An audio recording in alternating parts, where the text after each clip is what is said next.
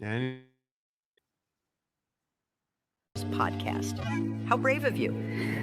Nate and Paranoid American may think that they're merely discussing cryptozoology, interdimensional realities, and crude humor. But know this, listening to this podcast puts you on a certain list, the Clinton body count, if you will.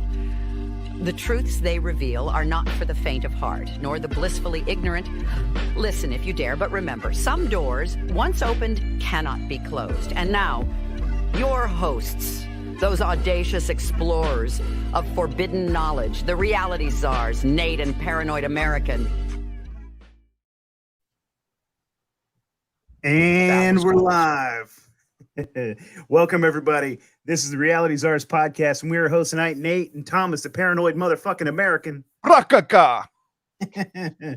Dude, we got a lot of people on here today, but we have two new guests that we've never had on before, so we're going to let them introduce themselves first. We got Andy, we got Grayson. You guys fight amongst yourselves who's going to say what first. You guys have an awesome show that I found on Facebook. I think I told you this. I was on the toilet drinking a beer. It was probably around like midnight or something, and I was just like scrolling. And I think I was watching Mr. Ballin videos, and your guys' show got like recommended on one of those, and that's how I found you guys, man. You guys are a lot of fun. I love the shorts. They're spooky stories. Dude, your voice is great. The way your delivery is fucking great. Like, it's fantastic. So anyways, Andy and Grayson, take the stage. Tell us a little bit about yourselves and where they can find you. You want me? Okay, well, I'll take it away. So we are Paranormal Nightshift. We are 100% fan-based stories. It's one of those things where everybody's got a story. Everybody has seen something.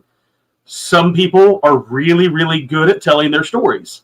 Some people are not so good at telling their stories. But it's one of those things, when you start talking about cryptozoology, when you start talking about skinwalkers and witches and hexes and curses and Bigfoots, you have to find your people first. Otherwise, a lot of people don't want to put those stories out into the world because they don't want to be labeled crazy, or it's not what they are known to talk about. So I kind of, for lack of a better word, I've kind of created this little safe space where it's like, hey, man, you tell me your story. You want to stay anonymous? You'll stay anonymous. And I go out and I tell them their stories. I send the video to them. They tag it and kind of sign off on it. And it's really kind of taken off over, I don't want to say overnight, but it really has. I think a lot of people don't like some of the fluff.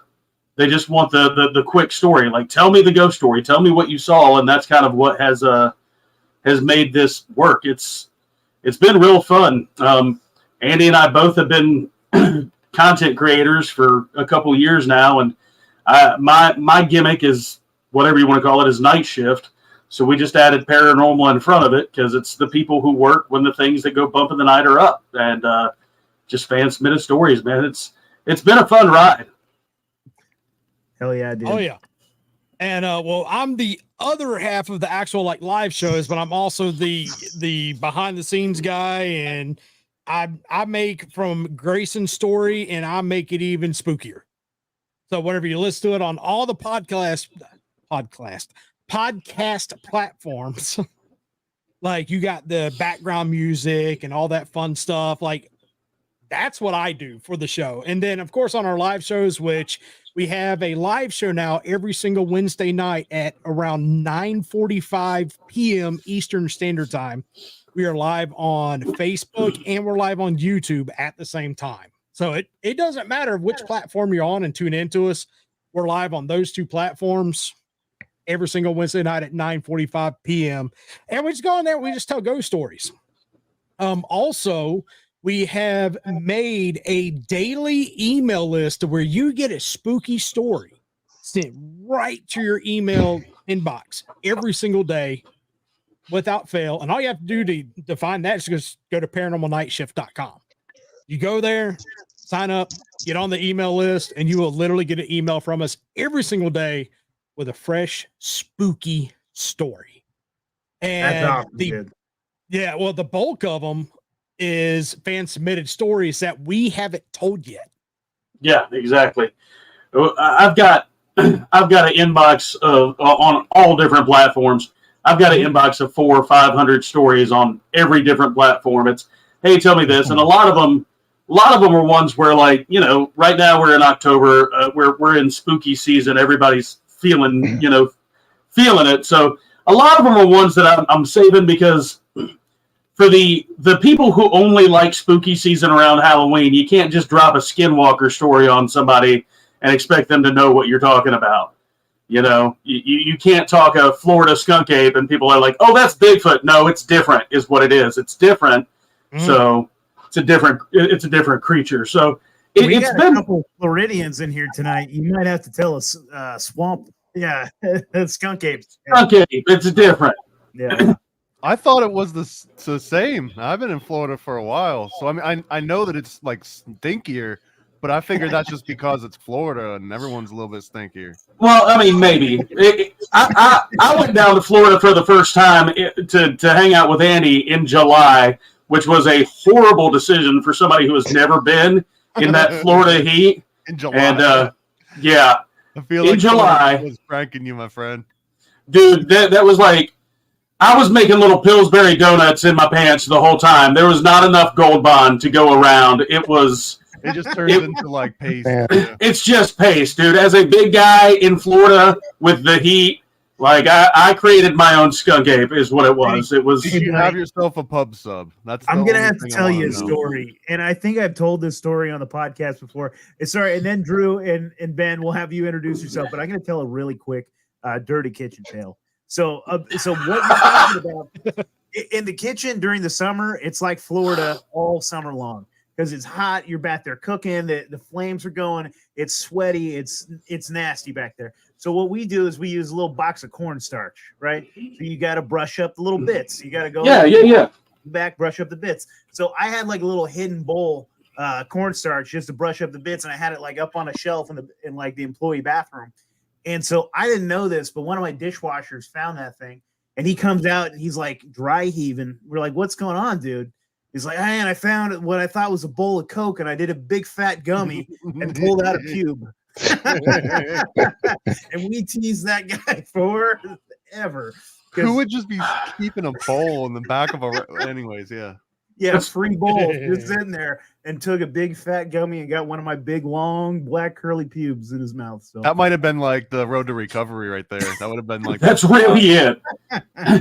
That's a really fast 12-step program is what that is. Bottom right there. Yeah. The next day he came in, he was like LDS and like born again. Oh, absolutely. Hey, so we got a couple other guests in here. Drew, from You're Missing the Point, brother, why don't you introduce yourself to our audience? They all know who you are, but why don't you tell them a little bit about yourself and your podcast? Yeah. You all know at this point. Drew Missing from You're Missing the Point podcast. I'm just an Aussie trying to get my voice out about things happening in Australia while trying to have conversations with people from all around the world at the same time. All the usual stuff you see in these types of conversations, the weird, the wonderful, and the downright bizarre. So, yeah, that's me. Hell yeah, man. And Ben, are you still there, buddy? Yeah, I'm here. Okay, your video is frozen, but we can hear you just fine. You just wrote a new book. Why don't you tell them a little bit about that? I guess these days I'm kind of doing a lot of different things, but mainly I've been writing cryptozoology books, and I wrote one recently about cryptids in very remote, exotic places around the world.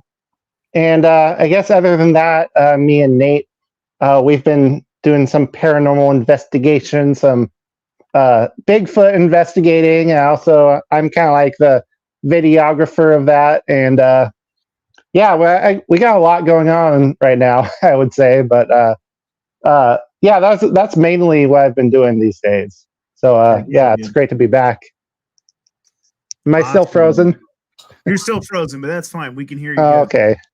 You sound great. And you know what? It's not the worst thing that it's frozen on, so it could be way worse. You know? It could be way worse. It's tasteful. It's very tasteful. All right, then. That's okay. Using some cornstarch or something. So, man, I would love to hear maybe one of those spooky tales that you're holding on to for October. Do you think you can give us a sneak peek? or maybe you can give us a blast from the past. What were some of your favorite scary stories that you got in? Me? Grayson. Oh, okay. Oh, sorry.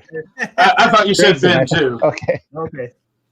My one of my all-time favorite stories is one that, so I tell a lot of stories, but this is one that just has always thrown me through a loop, and it is called, I call it He Knew Her Name. And I don't know, I know Andy's got kids and the rest of you guys, but I, as a father, kind of protect my kids from things that they don't need to know about. This story comes in from a friend of mine named Tim, and his family was not exactly the best. He had a very bad relationship with his mom and his dad, and he was sent to live with his grandmother. And unfortunately, Grandma wasn't much better. There was a lot of incest and a lot of essays and a lot of very bad things happening. She was not a good woman. So when Ben finally got when he finally got old enough to leave that situation, he just cut himself out of the family. Didn't do anything. The grandmother had convinced him that she was a witch, and that if he had ever told anybody, that she would come and get him. That there was no escape. She would come and get him. So he kept it, and then kept his family away from it. Got married, had a couple kids. Never introduced his wife to the family. Never introduced his children to the family. Well, Grandma passed away, and then the dad passed away. And the mom said, look, your dad passed away, left a lot of stuff for you. He doesn't want any of that. Either way, Mom sends a package. And it's filled with stuff. Just useless stuff. And a lot of pictures. A lot of pictures of him as a kid with Grandma. And instantaneously, he's like, I don't want these in my house. This woman was evil. All the horrible things that she did to me. I don't want these in my house. Kid's being curious. Kid goes and starts looking at him, and he's like, look, don't mess with these. This woman was not a good woman. Who is that? That's you when you were a kid, but who's this? But then the youngest of his sons looks at the photo and goes, I know that woman. What are you talking about? I know exactly who that is. That's Cleo. She comes and visits me in my dreams. And she knows you, and she doesn't like you anymore, Daddy. Like, that story for me as a dad, I'm like, that's a level of creepiness. It's a good old-fashioned campfire story, but when you get those from people who the guy who sent it to me is a police officer. He's one of those people that you have to kind of feel like you believe, like he's not going to be able to tell this story and be taken seriously anywhere else. And when, somebody like that sends you a story, you're like, man, that's nuts. And it deals with, different concepts of curses and witches and, is it some form of astral projection? Why does the kid know this name? He's never heard Dad talk about the name, never heard Dad do anything, doesn't even know what Dad has in the mail, but gets a picture of this woman and his dad, and he knows exactly who it is. It's just a good story. Does that make that kid like less of your favorite? Like if that was your favorite kid, and then it's like, Grandma's talking to me in my dreams, like you're not my favorite kid anymore. Oh yeah, 100%. That's your sister. That's all you're trying to do. That now becomes the organ donor kid. You just hope it's the same blood type. That's really it. Yeah. I mean, that's why you have the third one, right? It's the spare parts, is what it is. It's the spare parts. Oh, you joke, man. We're getting there. I don't get to cut loose all too terribly often, so I'm going to enjoy it for a little bit. Yeah, man. You are welcome. I always tell people that you are more than welcome to try to destroy this page if you want. So they haven't taken it down completely yet. So and I have live streaming privileges right now. So nice. Oh, damn, boy. Yeah. We need to teach them that they should not give you this much power. Yeah. But Drew, do you want to tell us you were telling us a little bit earlier that you had some information about a Yowie. And do you want to talk to us a little bit about that?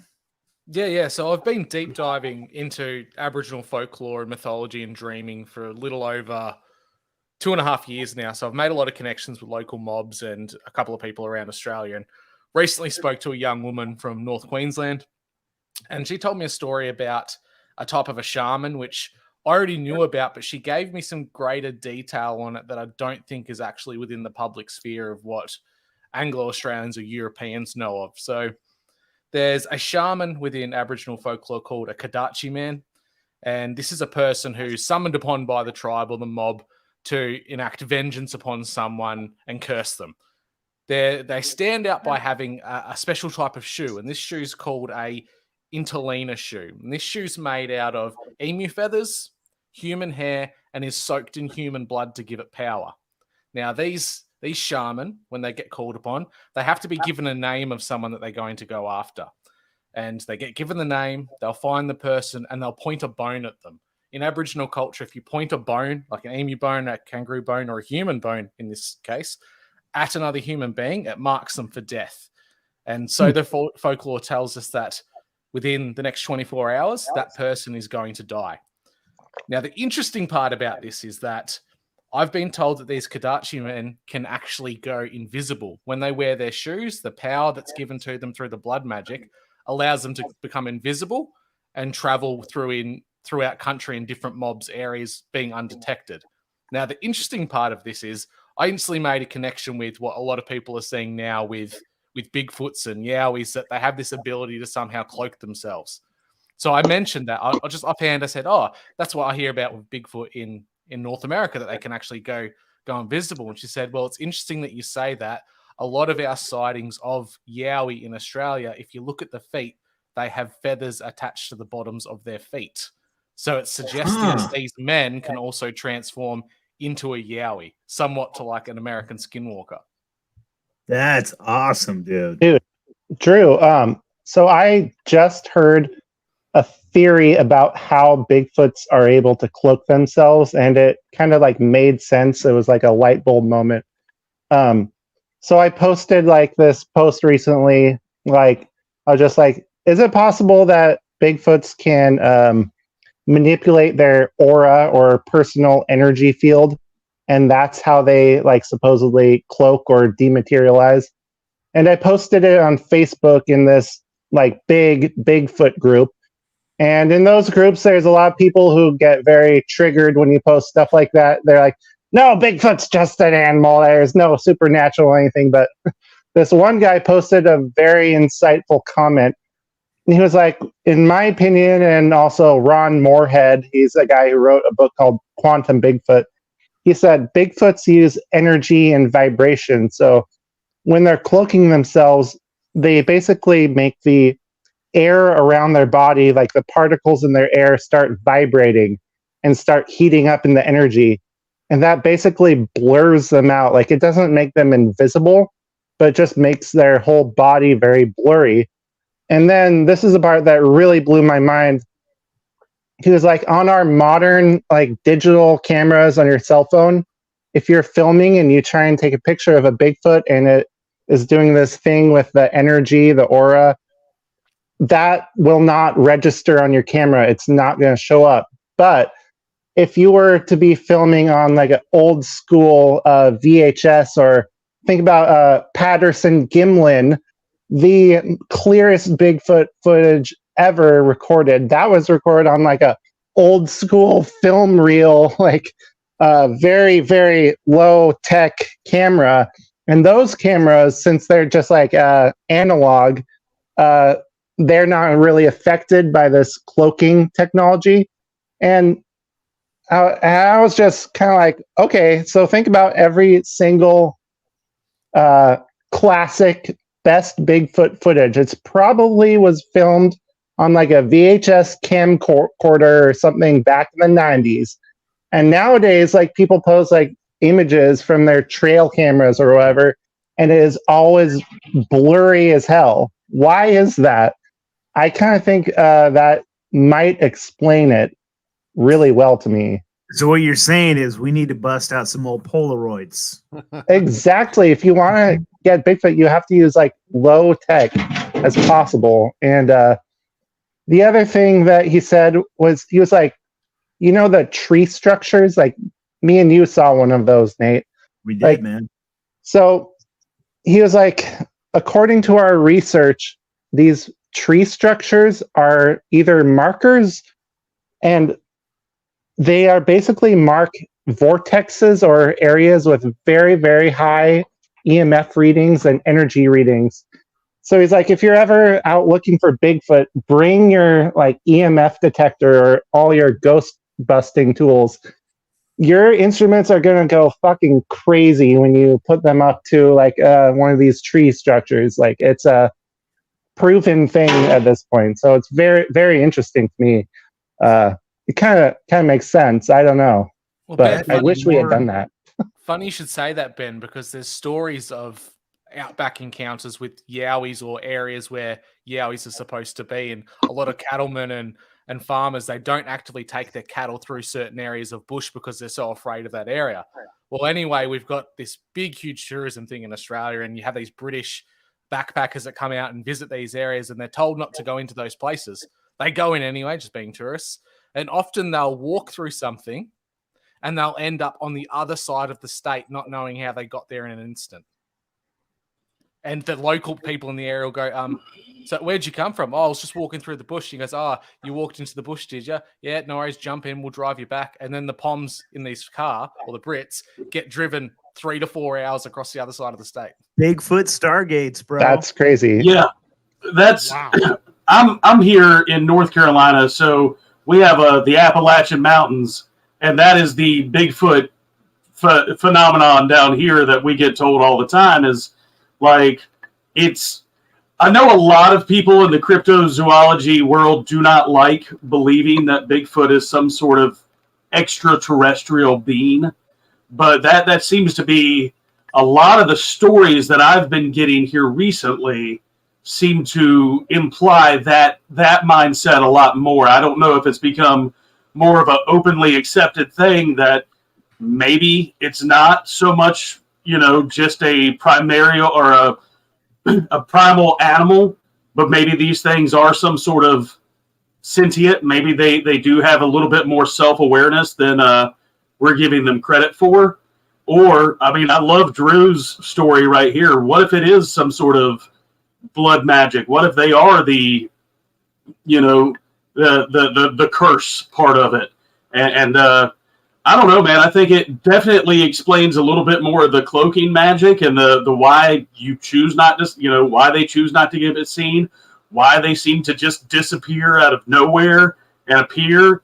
But one of the good stories we have is kind of like what Drew's talking about, where there was a hiker in the Appalachian Trail, and if you actually do the whole Appalachian Trail, you'll go all the way up into Vermont, and that has been some of the stories that we've gotten is guys come encounter with something, they take off running into the woods, and now they're hundreds of miles away from where they have started. And that, I think that's what fascinates so many people about Bigfoot is you used to only get the Patterson Gimlin footage. You used to only get the really fuzzy footage. But a lot of the stuff that is being released now and a lot of the stuff that people are showing now, it's I think as digital technology advances, the concepts behind these cryptids are going to start advancing as well, because you're getting clearer footage. You're being able to debunk a lot more of what's fake and what's unexplained. Well, Grayson, hasn't the North American great ape kind of died a quick death? It's kind of moving away from a physical being into a metaphysical or spiritual, even alien being now. People can't explain these abilities beyond just an ape walking around banging trees in North America. Absolutely. I mean, it seems to be something that I think a lot of people have had that mindset for a long time. And then I think, as the audience and as the people who are engaged with the paranormal grow and become a little bit younger and a little bit more wiser, it's a lot different than what it was when we were growing up in the 80s and the 90s and things like that. The concepts that people aren't so set in their Christian beliefs anymore, to where it can be explained away by evolution. Now people have a little bit more open mind to be able to say that there's something happening that we can't explain. What could you guys talk about skunk ape? Because you said the skunk ape's not the same as Bigfoot; it's another creature, and I'm interested because the skunk ape is Florida boy Bigfoot, right? Yeah, can I ask a question? Does skunk ape walk around with an alligator under one arm, wearing a tank top and some flip flops? I thought that was alligator. Yeah, he's got crushed up bath salts right here under this. That's the real way to tell. Yeah, no, that's just Andy on a Friday, is what that is. Yeah, that's just minus the flip flops. Yeah, minus the flip flops. He'll walk around no shoes. When I was down in Florida, I was like, you can't go into Publix with you have to put shoes on. We legitimately had to walk back to his truck to get shoes. I'm like, yeah, I think I don't know. People are getting food here. I don't think it's a thing. So I've had a lot of skunk ape stories from the Florida area, but I think the concept behind the skunk ape not being what you would consider Bigfoot, there's a lot of people who still believe that there's one Bigfoot and he's in Montana. You know what I mean? And there's one Bigfoot and he's in Utah, or there's one Bigfoot and so I think the concept of the skunk ape is that the little folklore story is the traveling circus. If you've ever been down to Florida, you'll understand it's a lot of swampland, and it's a lot of they still have a lot of railroads and a lot of island hoppings, especially down in Key West area and the Keys. You'll have these little islands that might have 1-2 houses on them, and then but it's only a mile long. It's got 2 or 3 houses on it, but that's an island. That's a town. So the idea of the skunk ape is that it happened in the early 20th century, like early 1920s, something like that. There was a traveling circus, and for lack of a better word, because it's going to just make me laugh, that there was some sort of man, bear, pig kind of situation. You've got half man, half ape. Skunk ape escaped from the circus, or was left because he was costing the circus too much to feed, and now he's a lot like a wild man kind of thing, covered in hair, but because he lives in the swamps, he has a very strong smell. And most of the Florida skunk ape theory is how Bigfoot is known to have more of a brown fur coat. The skunk ape is meant to look like a skunk. He's got a white chest plate and a whole bunch of black, thick, like more of a gorilla, a huge gorilla with man-like features. Yeah, it's interesting something to that extent. Because there's a town here called Gibsonton, I think, and Gibsonton, Florida, is where like all of the carny and circus like freak show people. It was like their retirement community. Like they turned an entire city full of them. It's where like Lobster Boy ended up. How much fun was that, dude? I bet they partied. You know how like your old retirement homes down in Florida swing a lot, and they actually get a lot of STDs. All those old. That's folks. Close by, bro. That's like right outside Orlando, man. Circus freaks just going to town. The smells that came out of that place. That might be where the skunk ape got its name. Man, bear, pig. Yes. Yeah, man, bear, pig. Absolutely. So is he supposed to be smaller than Bigfoot? Because what I've looked at it, he's a little bit shorter. Is that correct? I've heard he's like 4 feet tall, right? Like he's actually kind of a small Bigfoot. It's supposed to be like a man-sized kind of thing. So I mean, I've heard rumors that he's 4 foot tall. I've heard the stories where he's 7 to 8 foot tall. But most of the stories that I've actually had fans submitted, where it's somebody from Florida going, "Hey, my dad saw the skunk ape at one point in time." It's just larger than a man, but not this great ape. Bigfoot stories are the same way, though. I mean, you've got Sasquatch, you've got Yetis. Yetis are supposed to be like 13 foot tall monsters, and then you've got Bigfoot that's supposed to be somewhere between 7 and 8 foot tall. I've heard skunk ape stories where he's a short little guy, and I've heard stories where he's a giant guy. It's Florida, so you can only take so much of it seriously. Drew, how big is a Yowie supposed to be? Roughly the same size as Bigfoot. About 8 feet tall. Yeah, but there is one which is called it's called a quinkin, and it has a specific name, and there's only one of them supposedly, and it was a giant. It was like 15, 16 foot tall. And I remember you coming on and telling me about that. The quinkin was supposed to be the good guy, right? And the Yowie was the butthole.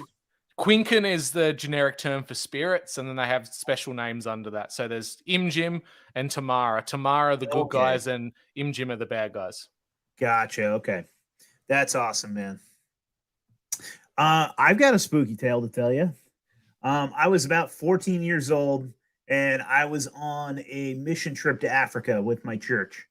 And we had another missionary, and he was from England, and he was telling us this story that had happened to him, I think, a couple weeks earlier. And he was telling us about this witch doctor that lived down the way.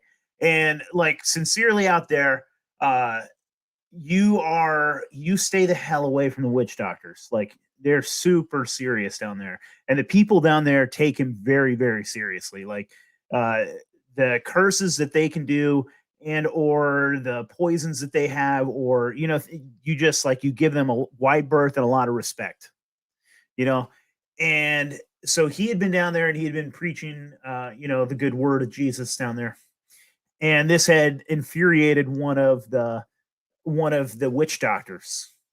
And so he says that he was just walking down the road, and he sees this little man, like, all dressed up crazy. You know what made me think about it, Drew, is thinking about the feathered guy. Like, you were talking about the assassin, right? So he sees this guy behind him, and he's walking like a mile down the road, and he turns around again, and the guy's still following him. And he goes like another mile down the road, because he's like walking to the next village. He sees the guy behind him again. And finally, like, he keeps seeing this guy. Guy keeps giving him kind of a dirty look. And he just turns around to like talk to him, kind of confront him. And he goes up to him and he goes, "Hey, what's going on, man?" And the dude doesn't say anything. All he does is he like points, and he points directly at this chicken that was sitting on a fence. And this chicken drops dead. And he goes, "Wow. Well," and then the guy goes, "Who are you?" And he goes, "Who are you?" That sort of thing. And he goes, "I've been pointing at you this entire time, and you're still walking." And so it was like this wild thing. And so like, this was like his kind of testimony and how he brought this witch doctor to Jesus and things like that. But that was a wild tale. And when I was 14 years old, I was like, holy crap, those witch doctors can point at you and kill you. No, in my head, I literally just pictured the guy handing him a Jesus card, like, the reverse Jesus card. Done.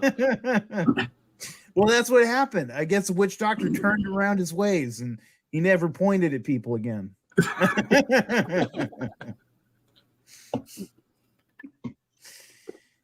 It always seems to be like the witch doctors, the shamans, all these First Nations people in their tribal lore. They seem to have these abilities, and transformation seems to be one, curses. It's all interwoven and interlinked.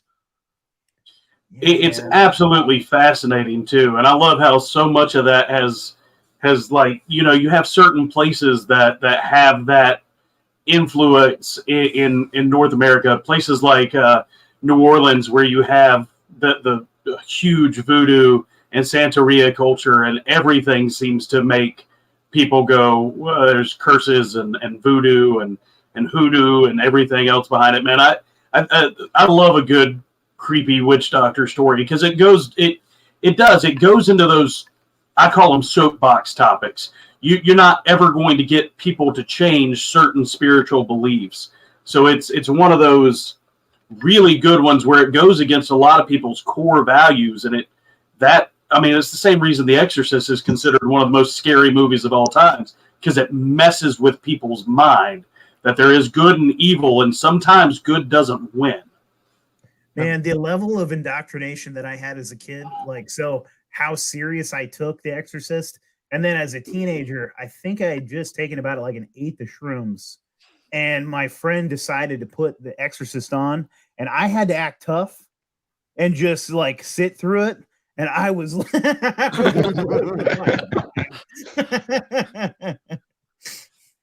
no, I'm not afraid. Yeah, no, keep it going. We can keep watching it. Have you guys ever heard that the JFK assassination was a voodoo ritual? I haven't heard the voodoo ritual. I've heard it being You're thinking King Cult 33 probably. Yeah, that's it. Yeah, like the Masonic, ritual. But so there's a guy, the president of Haiti, I believe, Papa Doc Duvier. Oh, dude, I have heard this. What a great name. He was a doctor like early on in his life. It's a crazy story, but like early on in life, he would literally walk around Haiti into like the remote regions and help people that were sick. And then he came over to the US, he got an education, and then he went back to Haiti to keep like curing people. But he works his way up to be president. So once he gets to the politic angle, a lot of people said that he lost his soul and he turned into this like evil being, and he really embraced voodoo. In fact, almost like the Germans did, they embraced the occult and they integrate it into their military culture. So Papa Doc, he kind of integrates voodoo into the military to where like the officers were like these high level, voodoo priests. And JFK takes away Haiti's funding at some point. So after he does that, he decides he's going to start sending all these voodoo curses over to JFK. So when JFK gets assassinated, he claims credit for that as a result of the fact that he's been putting these curses. You can look this up. Like, he's got a full interview before he died talking about how he was doing this and how he took credit for it. Yeah, Papa Doc takes credit for smoking JFK. I'm looking at it right now. It's that's a really good conspiracy theory. I like that one. I mean, I love going into the rabbit hole of the crazy conspiracy theories, especially ones where people can actually like back some of it up. And I'm definitely I actually got a 200-page graphic novel that's coming out next year on this exact topic. So wouldn't it be great if we went back through the Zapruder film and you see this random black dude just pointing at the car as it's driving? Oh, absolutely. That's it right there. That's the lady. That's the lady in the shawl right there. That's who it is. We've uncracked the case. It's Papa Doc. He was there the whole time. He dressed up. He was in drag. He was in drag. He put the scarf over his head. He's the one holding the camera, the one that didn't move. That's it. I think we can finally lay this to rest. I think we have enough concrete evidence now. It sounds crazy at its surface, man, but if you start looking into it, there was also like a lot of key player. One of the main key players in the JFK assassination was also in Port-au-Prince at that time.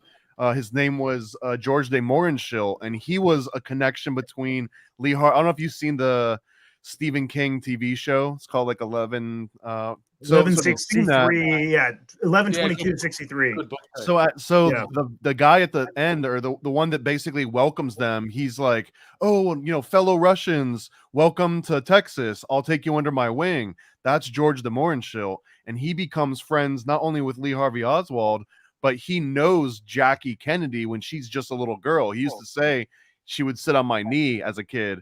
And he's in Port-au-Prince. He hears about JFK's assassination, and he writes in his memoir, I wanted to believe that it wasn't Lee Harvey Oswald, but he knew.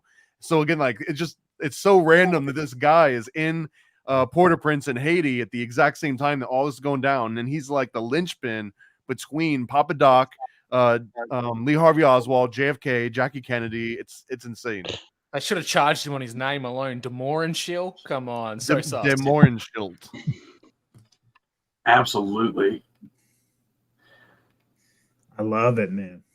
Are there any Bigfoot JFK theories out there? If not, there should be. If not, we can totally make one up, and that'll be okay. It's probably more related to Q. JFK's alive, and he's living with Bigfoot for protection. Oh, absolutely. Yeah, and it's totally going to be the topic of Ben's next book is what it's going to be. It's going to be amazing. Oh, man. He took a Bigfoot I'll have to look into that. Give me a second. I was thinking about... Yeah, I was thinking about writing a book about cryptid conspiracies. Because if you look into it, there is a lot of like rumors about the government knowing about certain cryptids and even Bigfoot and legitimately like covering it up. Oh yeah, it's a really interesting thing. I don't know if I can like make a whole book out of it though, because I'll have to look into that a little bit more. But there's there's definitely been times the government has well, the FBI talks about Bigfoot in a declassified document, and there's eyewitnesses who like will clearly state, "Oh, this like national forest area, it's because of Bigfoot, and the government knows it's there, and that's why you can't go in there." It's fascinating. That goes back to a lot about it. Like Teddy Roosevelt. I was about to say like the Teddy Roosevelt conspiracy theory, where Teddy Roosevelt. Teddy Roosevelt has the conspiracy theory, and the National Park Service, and all the caves over here in the Appalachian Mountains. It's all a couple people go missing, and it is what it is. But it's all meant so that these things can have a place to where they're not going to interact with human life on a regular basis. Do you guys think that Bigfoot can tell if you've got weapons on you? Because that's like a popular theory I've heard a lot of times. Dude, I've definitely heard that. 100% I've heard that. I think he can tell your intentions. Like I think, obviously, I think Bigfoot is telepathic. And I say obviously because that was the name of our little documentary was Psychic Sasquatch. Yeah, search for psychic. And I mean, Scott Pace really convinced me of that. Like, Bigfoot can sense your intentions. If you're out there looking for him for the reasons of your own like self-aggrandizement, you just want to like capture the evidence. Like, Bigfoot doesn't want anything to do with you. But think about people who claim to have like some kind of relationship or connection to like Bigfoots, who gift them things or who actually like know them on like a individual level. Like, there's people who say that, and it's those type of people that actually will be able to have an encounter and a sighting because they're actually go out there with good intentions rather than just trying to like be like, I'm just gonna bag one and tag one and take it back to the lab. Like, absolutely, it's really important, and no one ever takes that into consideration when you're watching like these TV shows finding Bigfoot. Like, you wonder why Bigfoot doesn't want to show itself to you guys. Yeah. It's pretty obvious, in my opinion. It's because Bigfoot doesn't like ribs nailed to trees, Bobo. That's why. Oh, right. Or you got the other side of thing. Like, if you put out your intentions of, I love you, Bigfoot, it's okay, I want to be your friend, you end up becoming a forest sprite and no one ever sees you again. You're right. There's a lot of Bigfoot romance novels that do really well on Amazon. So, and the stories I've heard, he's carrying around a baseball bat, so you really need to be careful. Oh, yeah. So I'm gonna mute myself over here. Yeah. So there is the question of, what does Bigfoot have? Like, is it like one of those sheath things, or is it like a red rocket thing? Like, what if you do run into Bigfoot and it is a baseball bat? Maybe that's why you don't have people telling so many stories. I think it's an ebony nightstick, dude. I think it's absolutely. I mean, Nate's brought this up before. It's one of my favorite theories. I don't give it a whole lot of credit, but that it's so majestic, the baseball bat, that whatever you're doing, whoever you are, you just kind of like immediately submit. Yeah. And you don't want to talk about it after it's over, but you can't resist it. No, you can't. And that's it. And that's how the skunk ape was born, and so many other things. That's what it is. It's truly there.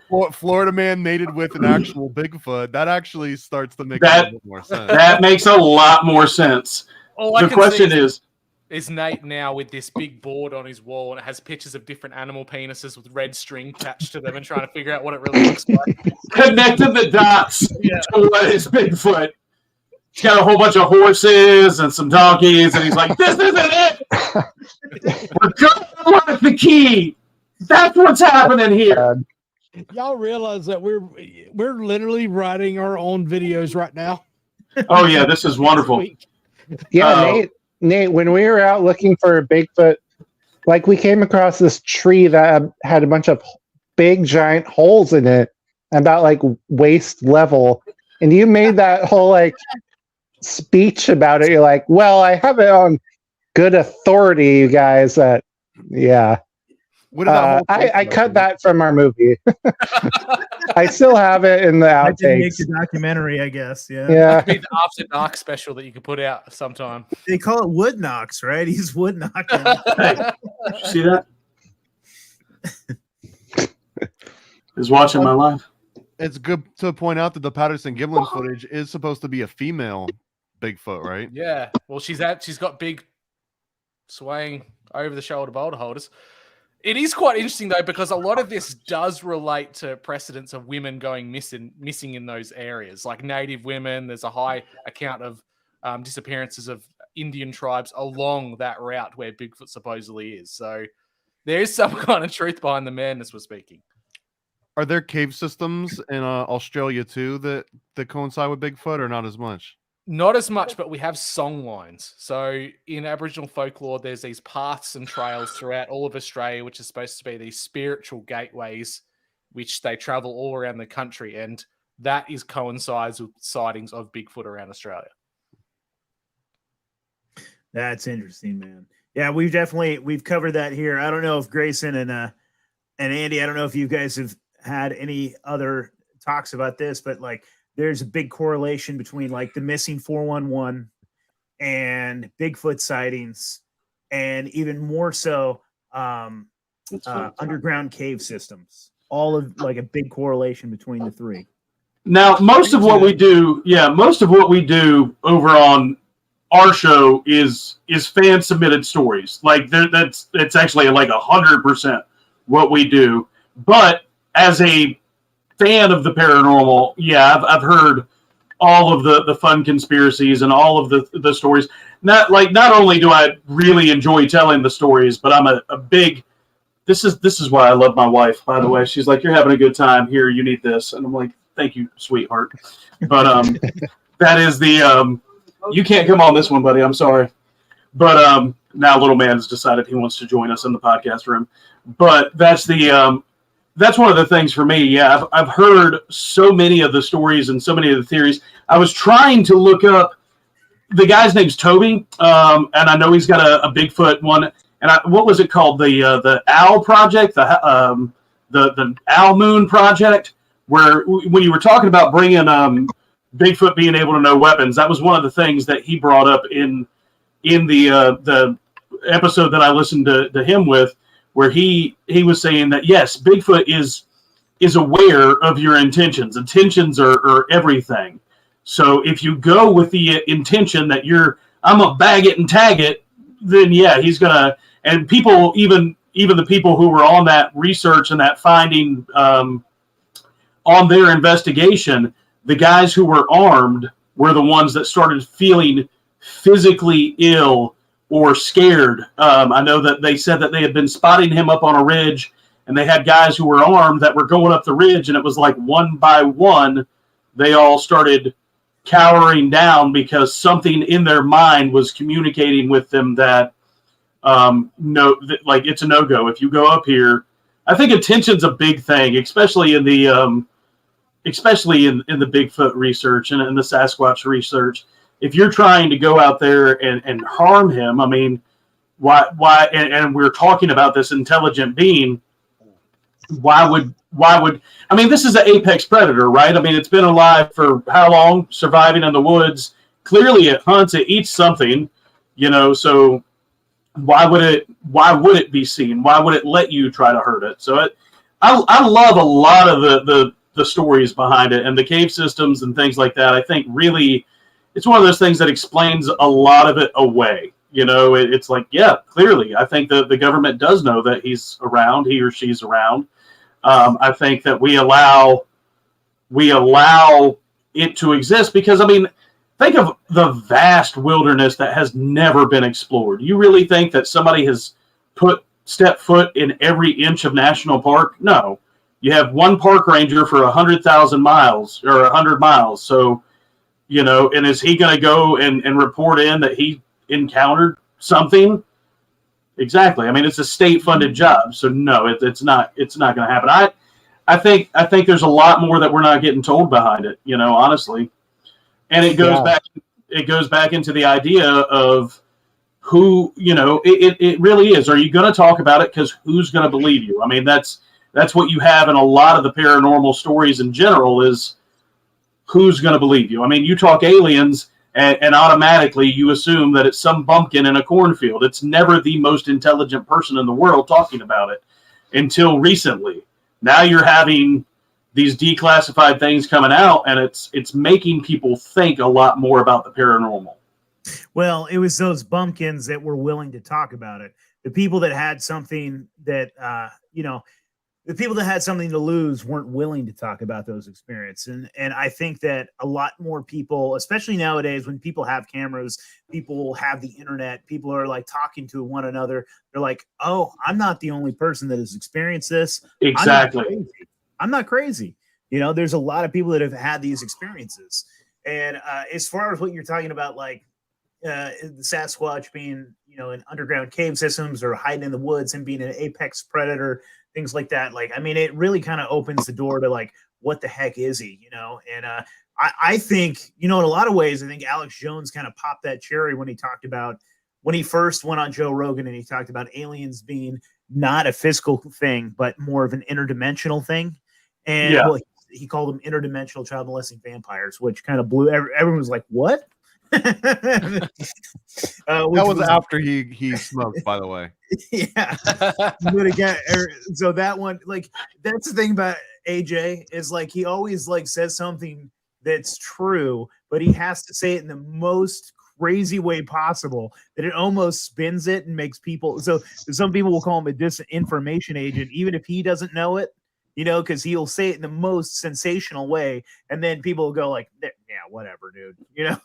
But I think there's absolutely some truth to it, and I think that's kind of what kind of changed our sort of opinions, or at least mine, opened my ideas like to this whole connection with the paranormal, and it all sort of being connected and all sort of being interdimensional.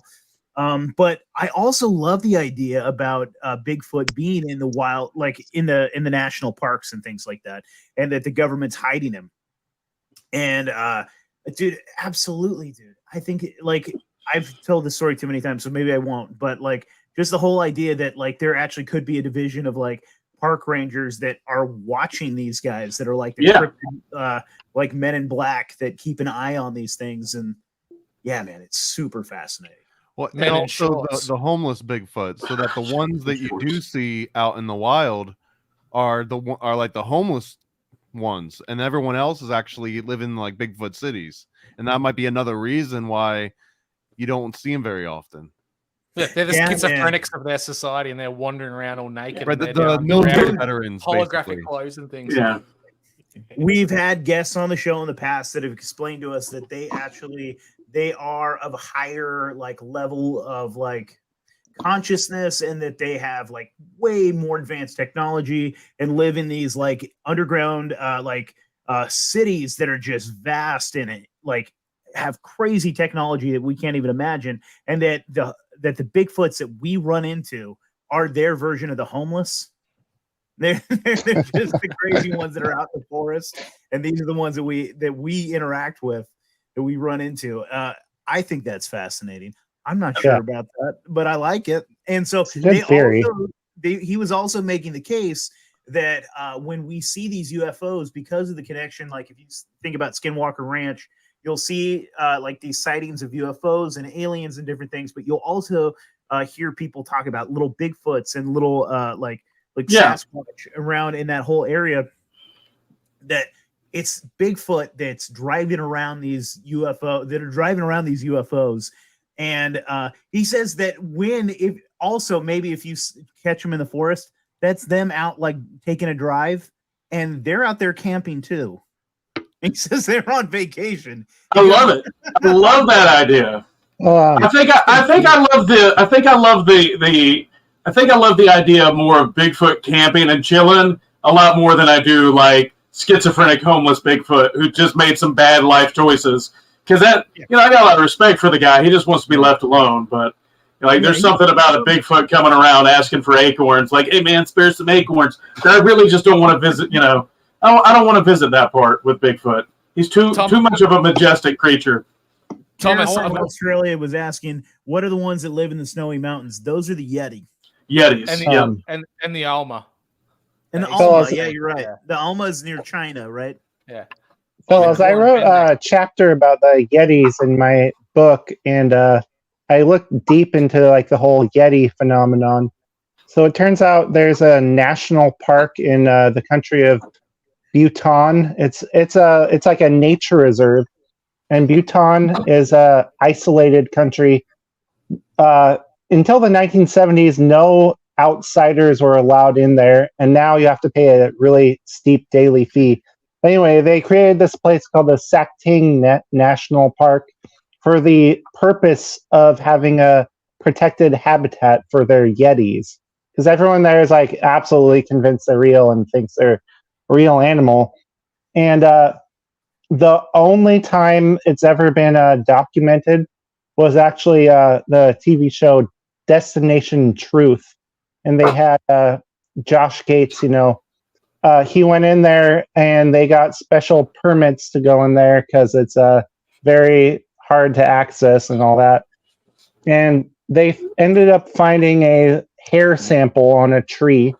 And when they took it back to the lab after the expedition, they ran it through the DNA database.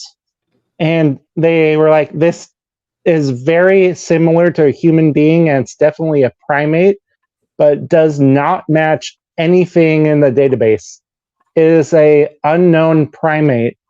And they're like, so is it a new species? And they basically said, well, we need like more evidence. We can't like say it's a new species, but it is a primate, and there isn't supposed to be any primates at all living in Bhutan. So there you go. The Yeti.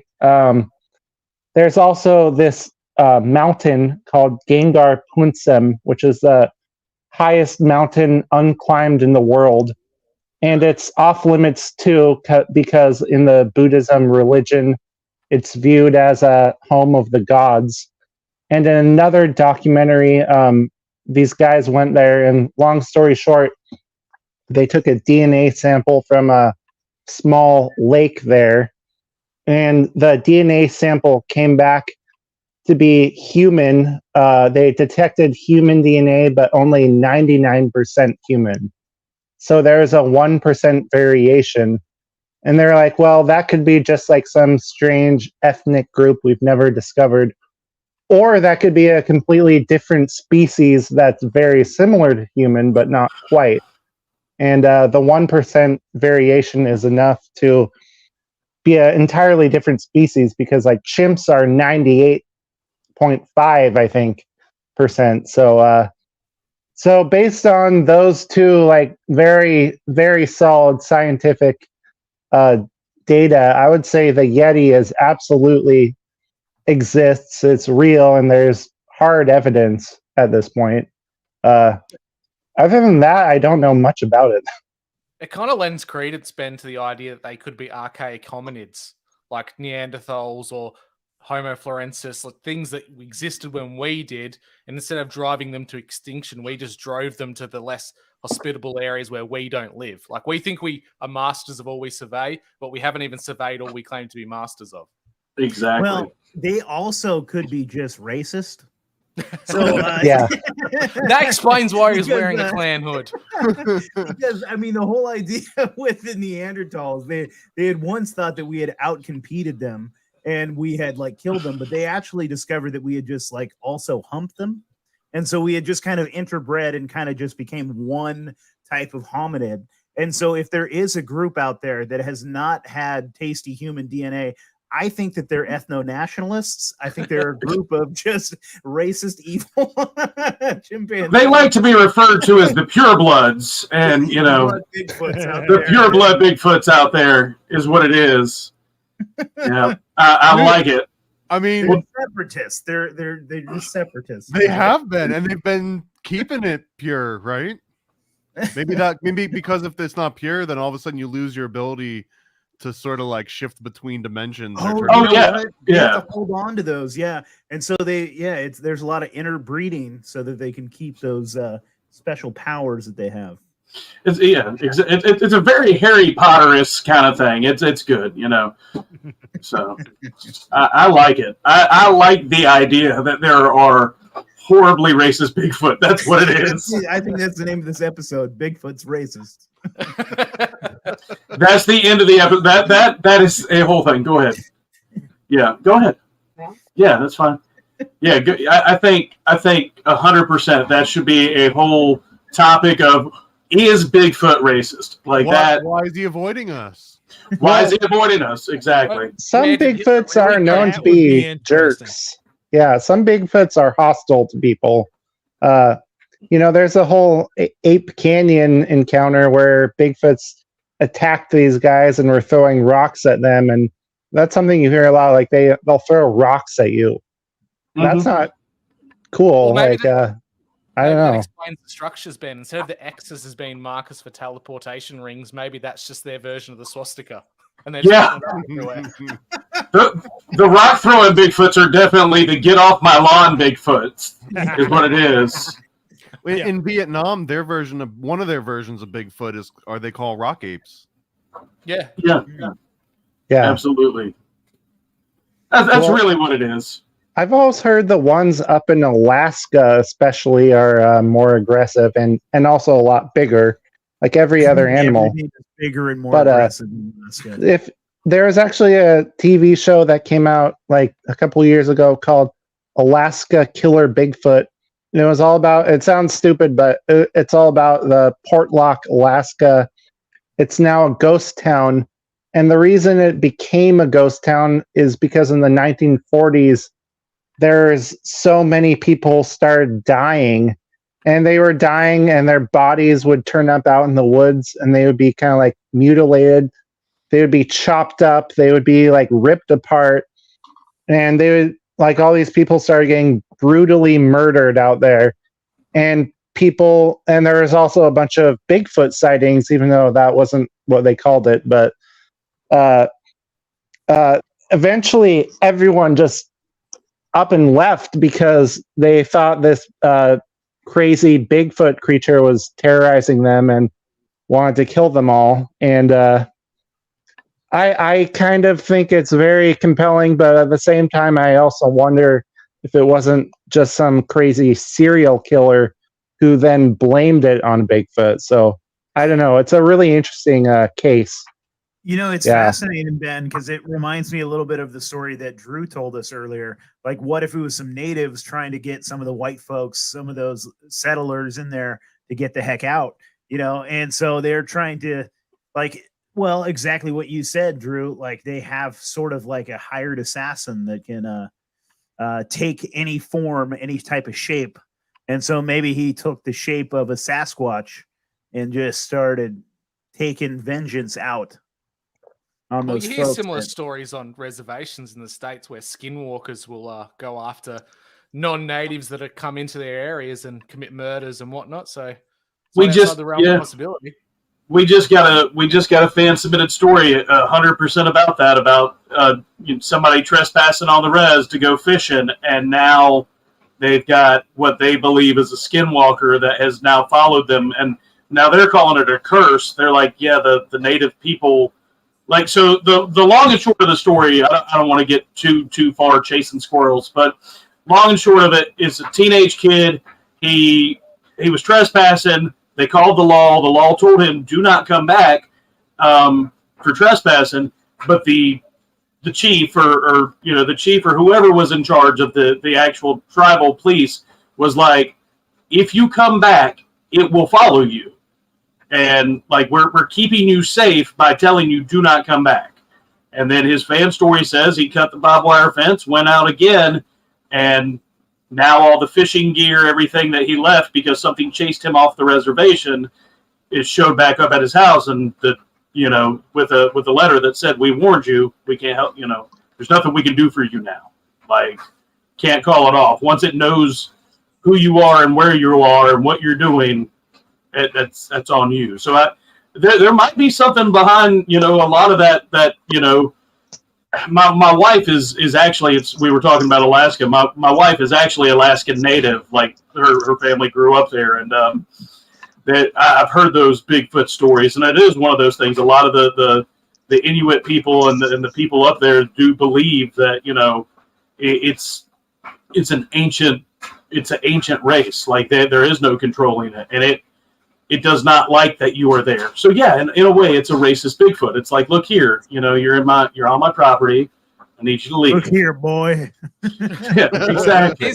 Here's the There's like a Clint Eastwood version out there somewhere. Oh yeah, it's a Clint Eastwood. Yeah, just Nate, throwing out racial slurs. Just Nate, do you remember in the Bigfoot Museum, like it was showing all the names of the native tribes and their translations, and a couple of them were like super creepy. Like there's I want to say the Face Eaters was what this one tribe was, their version of Bigfoot, but they called it the Face Eaters. I'd like to know more about that. Well, here's probably where a lot of the stuff that I tie back to the Native Americans, when they talk about the Bigfoot and when they talk about the giants, because there were some Native American tribes that talked about giant races that had red hair, that were cannibals, that would, they would come in, and do a little R&M, some rape and murder, sort of things, terrible stuff to the village. And there's that story, I think, was it the Apache? I can't remember what nation that was, that had to basically confront these big red-haired giants and eat them, or not eat them. The giants were eating them. They confronted them, and they got them into a cave, and they burned them alive, I believe, is how they killed these race of giants. And a lot of times, man, I think that's what the Bigfoot was. But I think it also can be tied back to the Nephilim. I think it can be tied back to those giant races. And so I think it kind of opens the door for all kinds of different things, what these Bigfoots were. Yeah. Well, what I always tie it back to is the Sumerian story of Gilgamesh, and he had his companion Enkidu, which was like this wild man covered in hair. By the way, the oldest epic story ever written on our planet happens to mention this supposed wild man, completely hairy, lived in the woods until he got civilized. It's really weird if you think about it, and that ties into the Nephilim, obviously, because people always compare the Anunnaki and all that to the Watchers and all that, which is interesting. Yeah, and there always seems to be an element of they eat children, or they go after children just because they're an easy feed or an easy meal. In the Kadachi Man, the story I mentioned at the start, one of the issues is on their face they're not evil or good; they're just neutral. But if they get called upon to do too many murders and they get so much blood on their hands, they turn evil. And if that happens, they go after the tribe that hired them, and they spend the rest of their lives eating the children of the tribe. Dude, that sounds kind of like a Skinwalker story. Because I think they turn on their own tribesmen. That's how they become a Skinwalker, correct? And they eat or kill one of their something similar to that. Well, my daddy responsibilities have called me away. I'm going to leave y'all in the wonderful hands of Andy. But dude, it was so good talking to all of y'all. But I got to go handle a throw up issue. That was what I was getting called for. So, guys, thank y'all so much for having us on. Andy is going to take over the rest of it. I'm going to go clean up I'm going to go clean up nasty puke. But you guys are awesome. Thank you guys again so much. Absolutely, brother. Good meeting you. Right, cheers, man. Y'all have a good one. The joys of fatherhood. Oh, you telling me? Man, heck yeah, that's awesome. So we'll have you do his plugs when we end this, so you can tell everybody about Paranormal Night Shift again. But I think we can hang on for another 10-15 minutes. You guys got it? Well, I got I've already told like this on some other shows, and I think years ago, or whenever I was first on Reality Czars, I told it, but I had a pretty terrifying, what I think was a Bigfoot encounter as a teenager. I can tell that story if you want. You should, buddy. Actually, hold on. I'm going to bring this up real fast. We had a comment from Tiffany. Tiffany said she lives in Minnesota. Let's see here. And she swears that she had a Bigfoot family living behind her house. At night, there was sounds that you would hear that were terrifying. So it actually reminded me of that story. And so I wanted to give Tiffany a shout out. Thank you for sharing that. Ben, tell us your story, buddy. All right. So I remember clearly I was in the 6th grade. So I was probably like 11, 12 years old. And at the time, my family lived in Ashland, Oregon, which is right by the border of California. It's a very like mountainous area. Great Sasquatch country. Probably only like 2 hours away from Shasta. And also Red Bluff, or wherever it was that Patterson Gimlin was filmed. Yeah, so I'm from Northern California, so I was pretty close to you. Okay, yeah, you're Humboldt, right? Yep.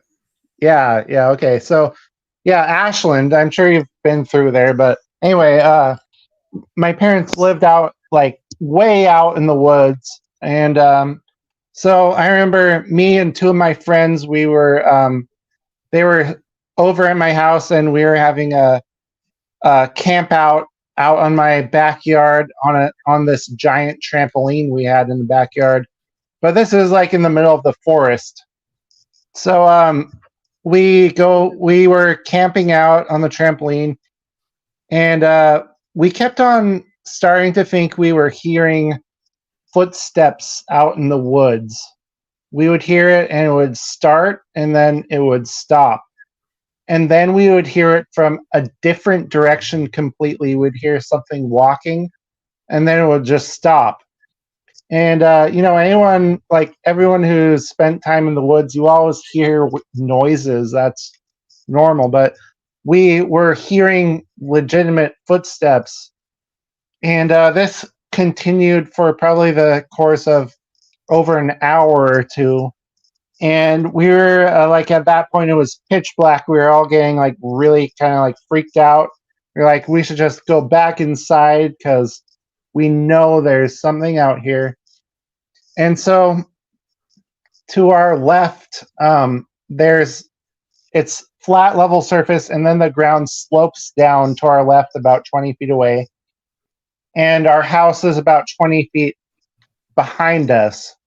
And so we hear all of a sudden a very, very loud snapping crash sound. And it kind of like sounded like a tree getting snapped, a small tree just getting ripped in half. And then we hear something running up this hill. We can't see it at this point. It's like 50 feet away.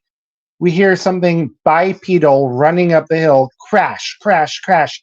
It's running up the hill, and when it gets to the top of the hill, 20 feet away from us, it lets out a deafening screech. And the only way I can describe it is it kind of sounds like a velociraptor from Jurassic Park. It was very, very high-pitched, very loud. And at that point, me and my friends, we all just ran. We just booked it back to our house and locked the door.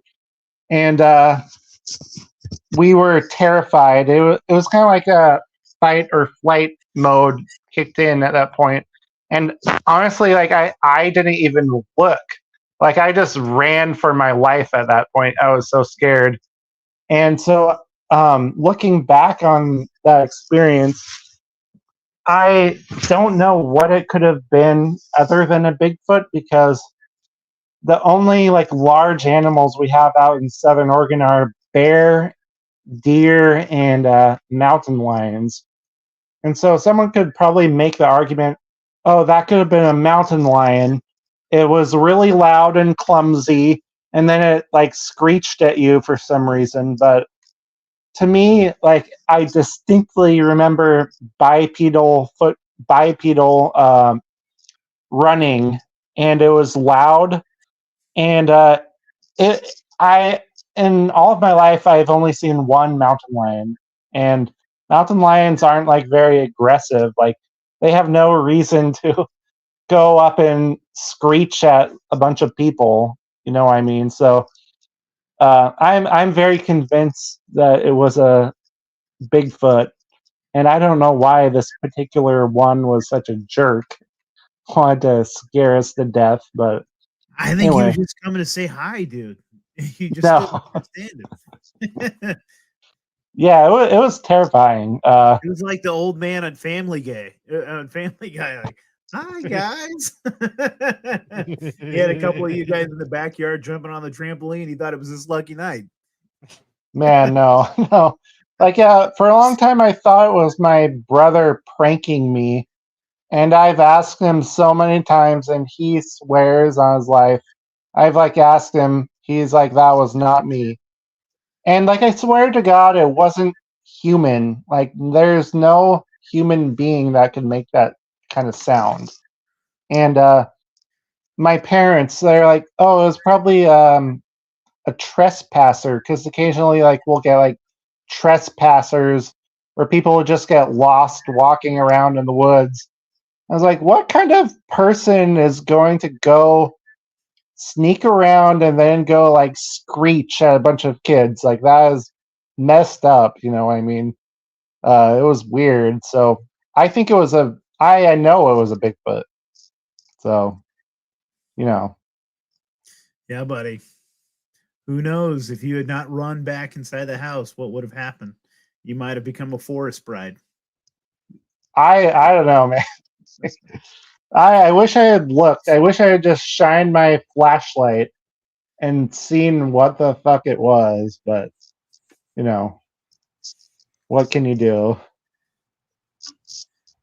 Well, you risk becoming a human fleshlight. That's the danger. Yeah, no. Yeah. Andy, Yeah. have you had any paranormal experiences yourself? No, me? Yeah. So I remember this one time. It was way back when, like I was 7, 8 years old. I went up and visited my Grammy up in Indiana. And mind y'all, she has like an old school, like it used to be a schoolhouse. So she bought it and it ended up getting converted into like an actual house. Well, on the second floor, so you had like the kids' room, and then you had a closet that had a closet part, but there was a walk-through space at the back of the closet that leaded to a part of the attic. And some of the nights I was there, I heard some weird things going on in the attic.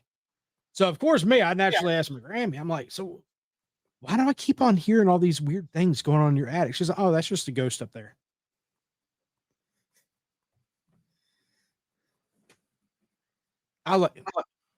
Y'all, I don't do ghosts, believe it or not. I don't do ghosts. I don't do creepy things. I don't do any of those things. I just like telling people stories. But needless to say, did I actually physically see it? No. But can I believe it? I mean, I heard it. I heard it rustling in the attic. I mean, I don't know. It could have been a raccoon or something. I mean, I don't know. Now, Andy, are you an only child? No, I have a little sister. Oh, okay. I'm not going to make that joke then. It could have been Ben's brother. Were you the sounds you're hearing in the attic was like your grandpa molesting your brother? Oh, Jesus. Nah, I got a little sister. Yeah, I didn't want to make that joke. You did anyways. You lasted so long without being inappropriate. You got it in the last 10 minutes. Yeah, Andy, so believe it or not, my mom, she's down in the chat.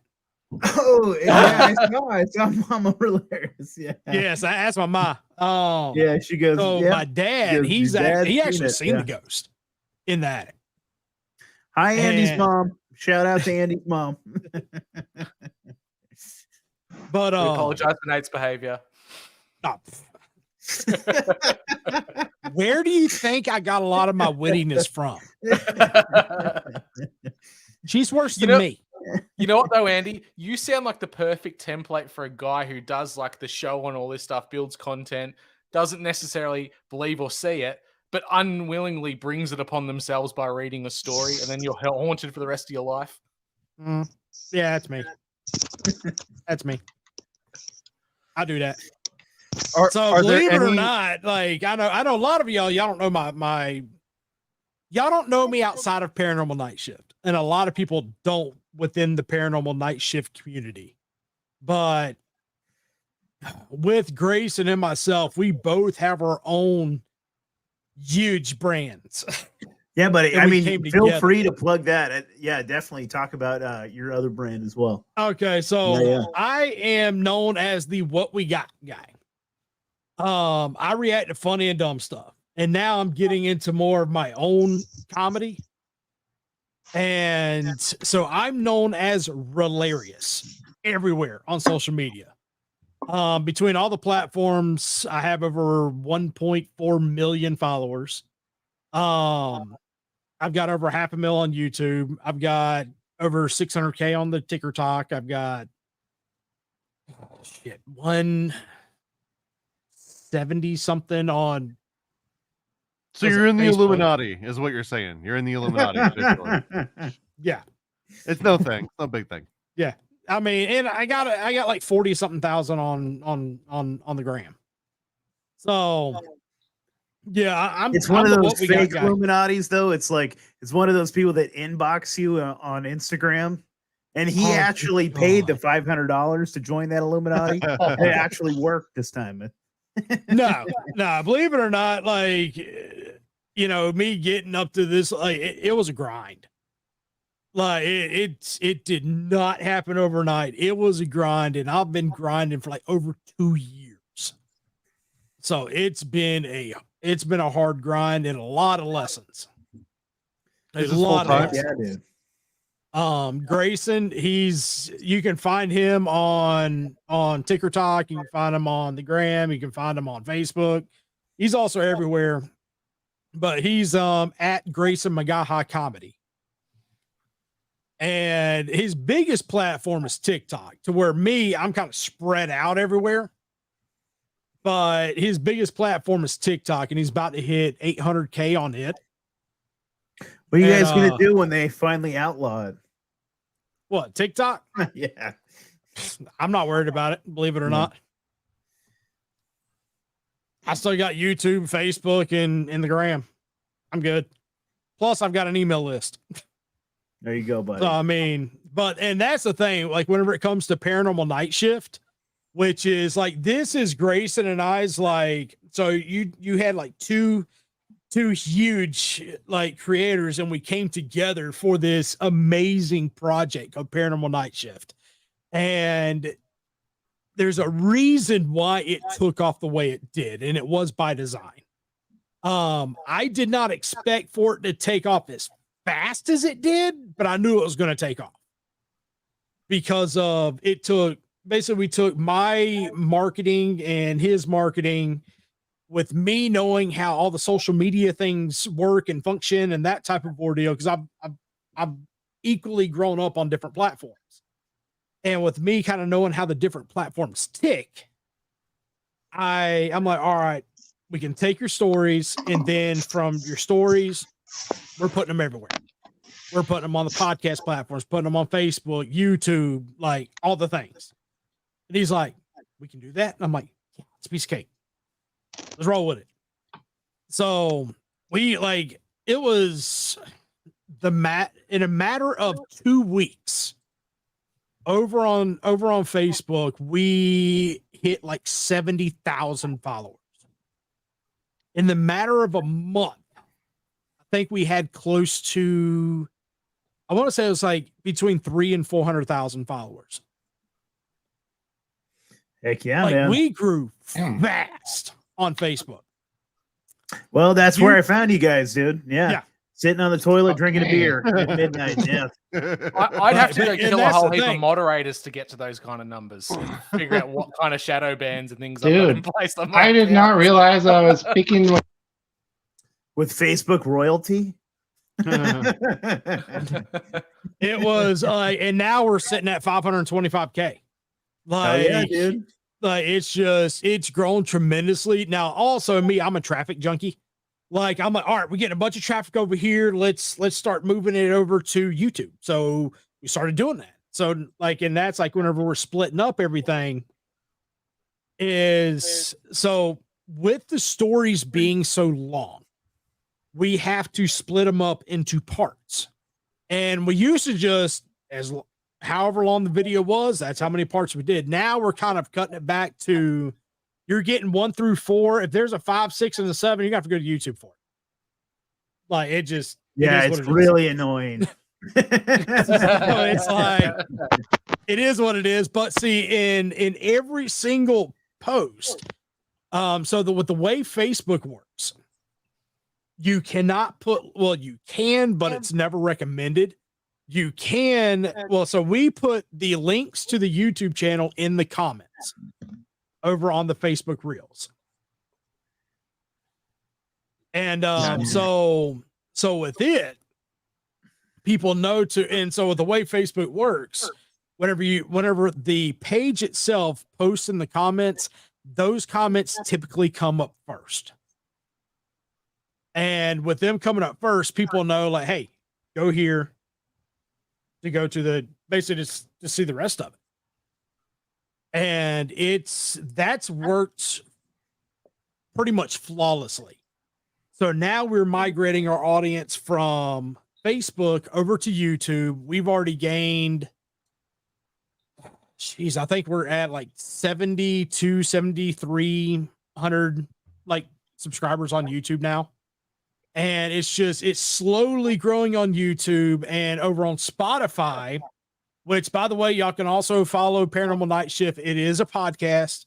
It's on Spotify, iHeartRadio, Pandora, Google Podcasts, Apple Podcasts, like all the podcast things. Like it's everywhere.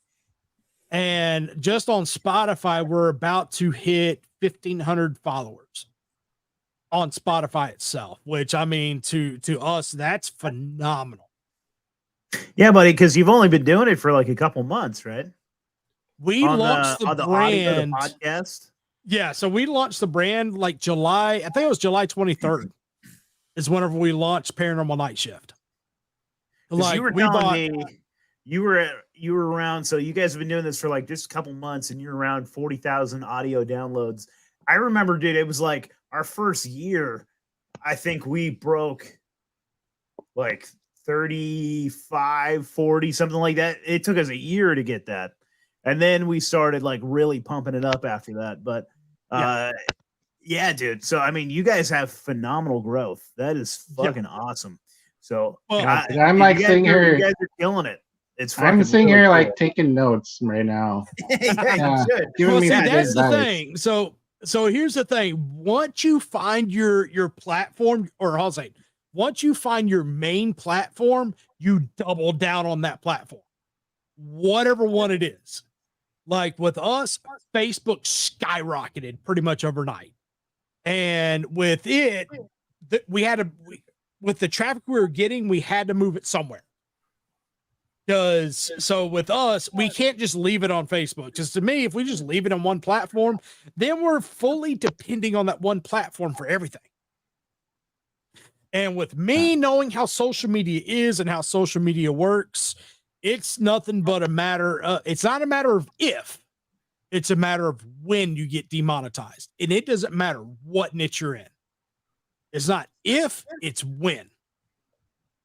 And that's on every platform. I still have flashbacks to the great MySpace crash of 2008. I miss MySpace sometimes, man. Dude, I miss Tom. I really do. I miss Tom. He was my friend. He's everyone's friend. Oh, I know. I miss Tom. Even though MySpace still is around, it's just not MySpace anymore. Yeah, dude. And I'm kind of glad about that. Don't try to find me in the way back because, good God, I have fucking cringy. Like, I think I thought I was a gangster at some point, and there's like stupid pictures of me with like bags of pot and stupid stuff. Like, I was such a jackass. Oh goodness, man, we all did dumb stuff when we were younger. I mean, hell, I still do now, but that's beside. Do you guys have any last minute spooky tales? Dude, thank you everybody that joined us in the live chat. Thank you everybody. Thank you guys for being part of this too. This is a spooky live stream for pretty damn cool. We had a Friday the 13th in October. It's pretty damn cool. Yeah, of all months, we had a Friday the 13th in October. But one thing I will say when it comes to spooky places and that type of thing, and in fact, a fan turned me on to this place.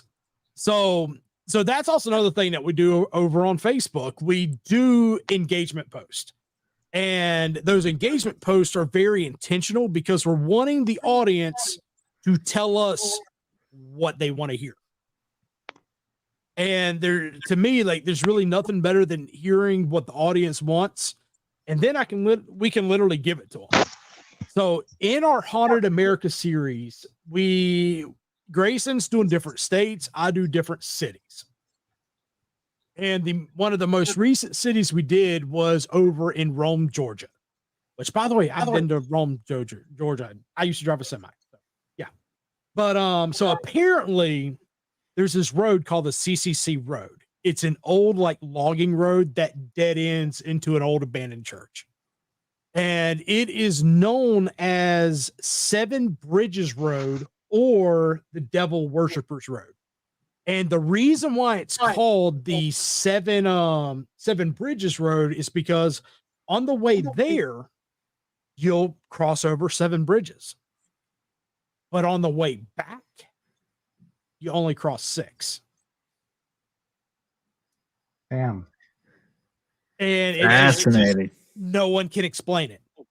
Some people say that 7th bridge, you're entering into like some type of a portal or what have you. That's one of the stories. And also, what happens if you stop on that bridge? I have no idea. I mean, you all see my big tail on it. Like as soon as they say this thing's haunted and spooky, no, I'm good. You just sent a drone down there. Well, I mean, yeah, but what if something spooky gets my drone like that? Drones ain't cheap. The good ones ain't cheap. Let's put it that way. The good ones ain't cheap. I mean, you can get little toy ones all day long. They just fall out of the sky, but that's a whole different show. Mama says she's got a long time friend who lives down in Rome, Georgia. That doesn't surprise my mom knows so many people and ain't even funny. But yeah, like, and also like where that road dead ends at with that old like abandoned church. It's called Mountain Springs Church, and it's 100% abandoned, and it is known to say if you park in front of the church at night and leave your headlights on, you'll end up seeing a ghost at some point in time go in front of your car and then just disappear. And there's also rumors of hearing screams, howls, crying, and all that kind of stuff inside that church. Like, it's just reading about it is like, nah, I'm good. Yeah. See, that's the next thing you guys got to get into is you and Grayson got to go. You guys got to go straight there, and you got to start live streaming on location from these haunted locations. Actually, we kind of did that in Savannah over the weekend. Not this week, but last we just left Savannah, Georgia. We actually went to the railroad. Actually, went to the Railroad Museum, Children's Museum, and the it's Old Fort Jackson. And I'll tell you one damn thing for sure. Whenever we were inside that railroad museum, we went to like one of the buildings with the presses and all that type of stuff. And then all of a sudden, now mind you, both doors were literally on the same side. So like there was no room for a cross breeze because everything else was shut, like shut. the ropes, all that shit was like swinging. Like ropes, chains, all that stuff. Not like a hard swing, but like they were all like swinging and that kind of ordeal. And we were like, why do you say swing? It ain't even breezy. Where's this coming from? So just say we went live and yeah, we had funny, fun man. with it. Good. But that was Yeah, we went live a few times there, and plus a hotel that we stayed at. The elevator was weird. So we stayed at the Embassy Suites there in Savannah. And beautiful hotel. Very, very, very nice. But one of those elevators was haunted. Like it was straight up. Grayson. Grayson touched your ass. He said it was a ghost. Yeah. No, so this literally happened. So the old ghost grab. Yeah, I've seen that one. So like I said, we went on. That ectoplasm. It was a what? Is that ectoplasm on my on my pant leg, or are you just happy to see me? Hey, it might have been. It might have did. Hey, but anyway, but for real though, y'all, this is creepy. It's really creepy.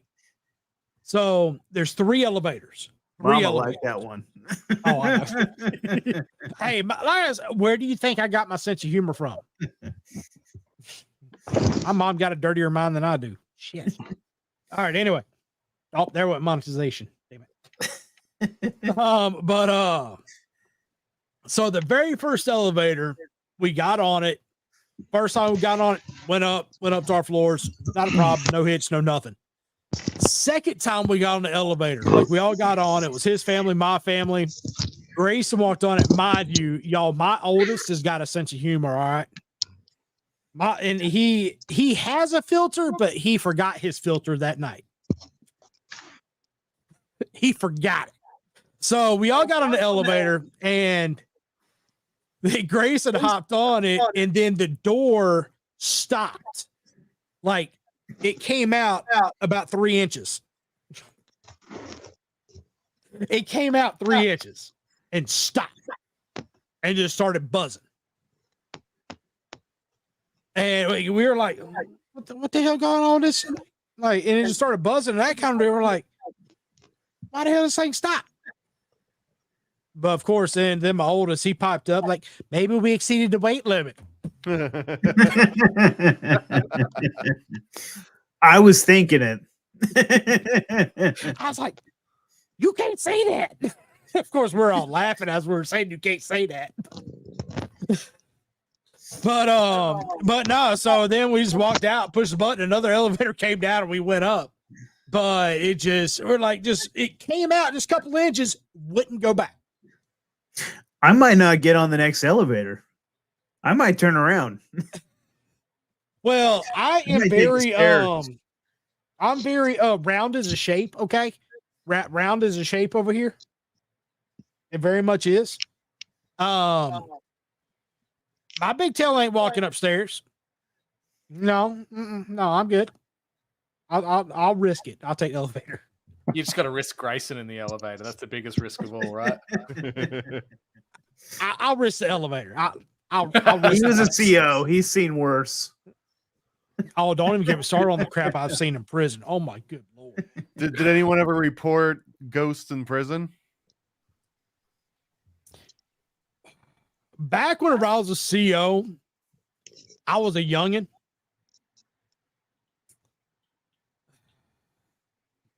I thought I knew everything. But my uncle, who was actually in prison there, I believe he told me something about something going on. You were watching over your uncle while he was in prison? No. So he ended up, before I started working at that prison, he got transferred over to, so here in the state of Florida, the prison system is great. It's fantastic. It's weird.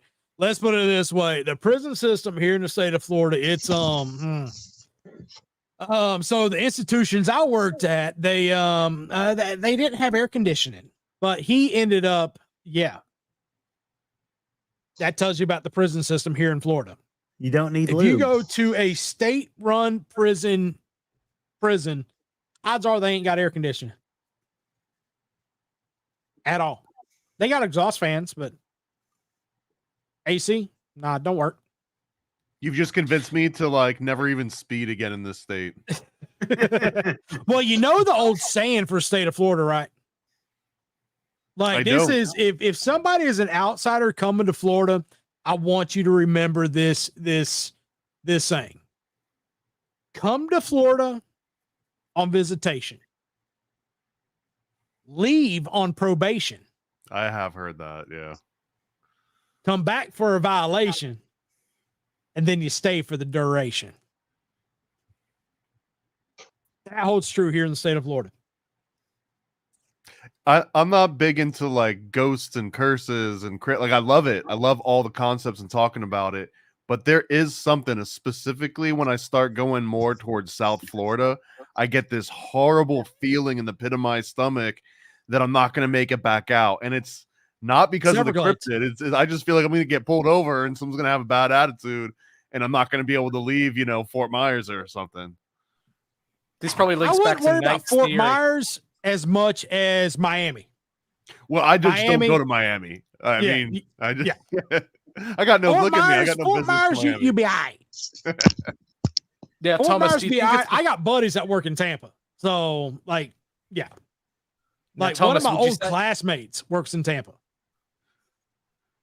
Drew, what were you saying, brother? I was like, Thomas, would you say it's the feeling of going down to the tip of Florida and it's related to what Nate said about it looking like Sasquatch's wang? Is that what the feeling is? That it's cursed?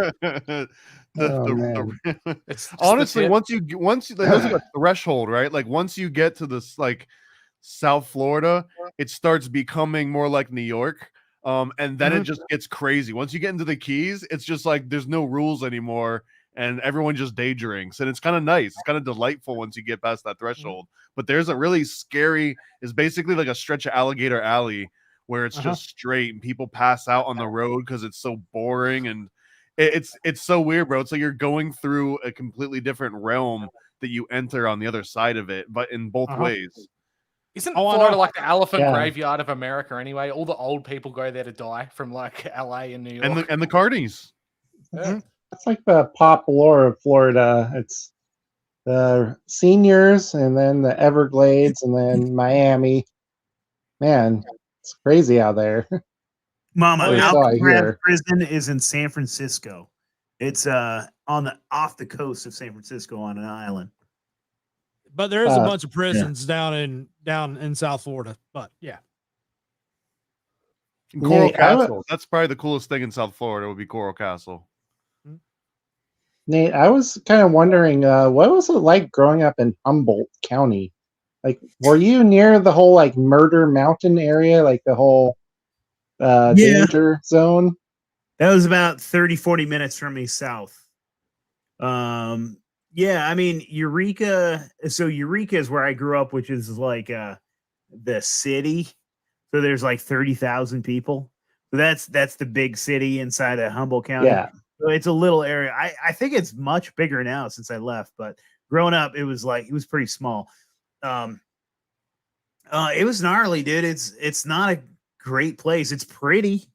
It's like beautiful, but yeah, there's like fucking forests and mountains and trees. Like we have the sequoia giants, these big redwood trees that are just fucking enormous. Yeah, on the redwood. Those forests are full of Bigfoot, dude. It's just wild. And then we're also on the coast on the Pacific Ocean, and so like you have the best seafood in the world. It's just. But aren't you like surrounded by just weed and like marijuana? Well, at the time, illegal growing operations everywhere. Like everywhere. I mean, I was 8 years old the first time I smoked pot. I went over to a friend's house, and his mom was sitting there smoking a bong, and she was like, "You want a hit?" And I was like, "Yeah." I was like, "Sure." So, just like cocked my brains out and just got stoned and ate like Pop-Tarts or something, just. And did you ever go to like fucking like Mountain Chef stuff? What's that? Ben, what were you saying, buddy? I think you said, have you ever gone to Mount Shasta? Mount Yeah. Shasta. Yeah, I definitely have been to Mount Shasta. I've been to Trinity Lake. I've been to all of those different areas. Well, have, you know, Mount Shasta has like such a infamous reputation. Like everyone talks about like the whole underground city, the Lemurians. It's supposed to be Bigfoot. It's supposed to be UFOs. And personally, I've been to Shasta like more times than I can count. I've never seen shit there. Like I haven't seen anything, but I do get the vibe. Like it's a really strange area, but I have personally never seen anything, which is disappointing. So what I've heard particularly is like the places that are super like active, you know, in Mount Shasta are all on private land that have been purchased and you're not allowed to go on. Like those areas are either government controlled or are in private hands. And so you can't go to those places. What do you think about the whole idea of the Lemur? But you cut out. But I'm pretty sure you're going to talk about Lemuria. I think you were going to talk about like that. Thomas, you know what I'm talking about? What's the name of that? Shambhala or something? What's the name of that? Like it's supposed to be like a city inside of like the face of the mountain. There's supposed to be like an opening. Do you know what I'm talking about? Yeah. I mean, my comic series Secret Mystery School is on this exactly, where they find the entrance through Mount Shasta into either Shambhala or like it's not Shangri-La because that's Eastern, but a lot of people tend to use them interchangeably. I think it's called Telos. Oh, Telos is also the name of the city. It has, because that one talks to like ancient Greek almost. But yeah, it's fascinating. But I don't know. I don't know anyone that's actually said they found the portal or the entryway. You know what, buddy? I've got contact information for a guy that has found the opening to Telos, and he can actually tell us about the city. For how much? Serious? Absolutely, it's totally serious. We should have him on. Hell yeah. I got to get a hold of him. So, well, the thing to mention it's Ben, you keep cutting in and out, buddy. Oh, sorry. People say dimensional. It must be in Talos. That's where he is. The signals are very strong. He actually found it, and he's just seeding, like putting plants of doubt right now. Oh no, it's no Telos. It doesn't want me talking about Telos. It keeps censoring me every time I bring that up, dude. I think I'm onto something. Yeah, I don't know. Like Dang. We'll never know what is going on right now. We do. I don't know why I keep getting cut out. Telos. I think the signal's probably better in Shangri-La. There's much better dial-up speeds over there. They're on 5G. Like I've always thought the people who are really into all that Shasta stuff are kind of like kooky. You know what I mean? Like they're kind of. I don't really believe. Like I have a hard time believing it. This is coming from a cryptozoologist author. Yeah.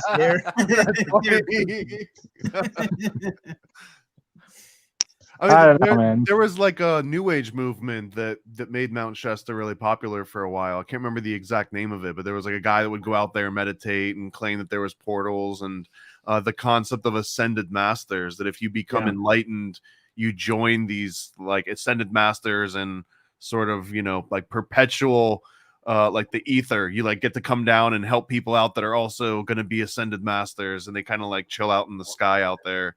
And that Mount Shasta was one of the places that connects to that realm. Well, I've also heard Mount Shasta is an entrance to Hollow Earth, which I think is like I want to believe it. Oh, we're back to Bigfoot now. Well, no, and it does go back to Bigfoot. So, like the opening to Telos inside of there, there's supposed to be. And we're gonna have this guy on. I'm gonna have to reach out to him again. But he supposedly found like giant skeletons and giant bones inside of this area. So I don't want to spoil anything. We'll have him explain it to us. But That's fucking fascinating. Yeah, they're supposed to be like giants inside of Telos. Yeah. We don't have anything cool like that in Florida. Like if you dig too far down, you just open up a sinkhole and your house goes away. Pretty much. Welcome to Florida. Dude, Yeah. Florida man. I could type in Florida man and any date, and it's going to come up with a fantastic story anytime I go on the internet. Florida's got its There you own go. stuff going on. You want to know what would be even better than Florida man? Look up people of Walmart. I can Half of imagine. them are in Walmart in Florida. Yeah, WalmartInFlorida.com. That's the next one. Is that the Mecca? The Mecca for all people to go to Walmart? That's like when Let's put you it find a this way. niche that like nothing else satisfies anymore, and you got to get to that like very specific niche. It's the Florida Walmart niche. Let's put it this way. I had to tell my experience today, okay?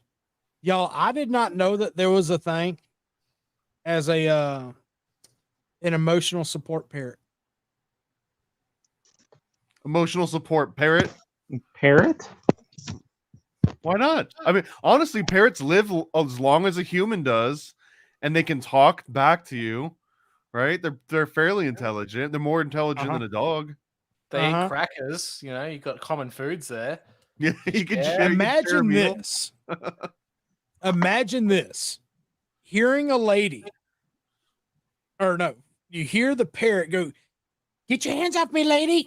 And then you hear like, "Shh, shh." What would happen in Imagine Florida hearing though? that, An and then emotional you have support to gator? go around the corner because you're like, "Damn, is somebody getting kidnapped? Like, what the hell going on over here? What's going on?" She's shushing her parrot. But why does the parrot know to say that? Because she's kidnapping kids out of Publix or what? I don't know. Don't know. I didn't ask. I just laughed and walked away. It's me. That was funny. And it made a damn good story. Honestly, this sounds more like a Winn-Dixie tale than the Publix tale. That's Walmart. Yeah. We both know that Winn-Dixie. Yeah. I shop there. Yeah. Yeah, Dude, we I figured go to out Winn-Dixie before we for one started thing, all right? recording that Andy and Thomas are basically neighbors. Yeah, we just found out. Well, I'm gonna have to bring you out for a beer and some food and pick your brain a little bit. Get me, on my way to stardom like you. Dude, it was a grind, and it still is. I shouldn't say was. It still is a grind. But I mean, I do it full time now. Hey, mom can Like- come. I'll buy you guys a meal at La Fiesta. That's right next to that Winn-Dixie, bro. It's awesome. Best Mexican food So on this side of so- Conway.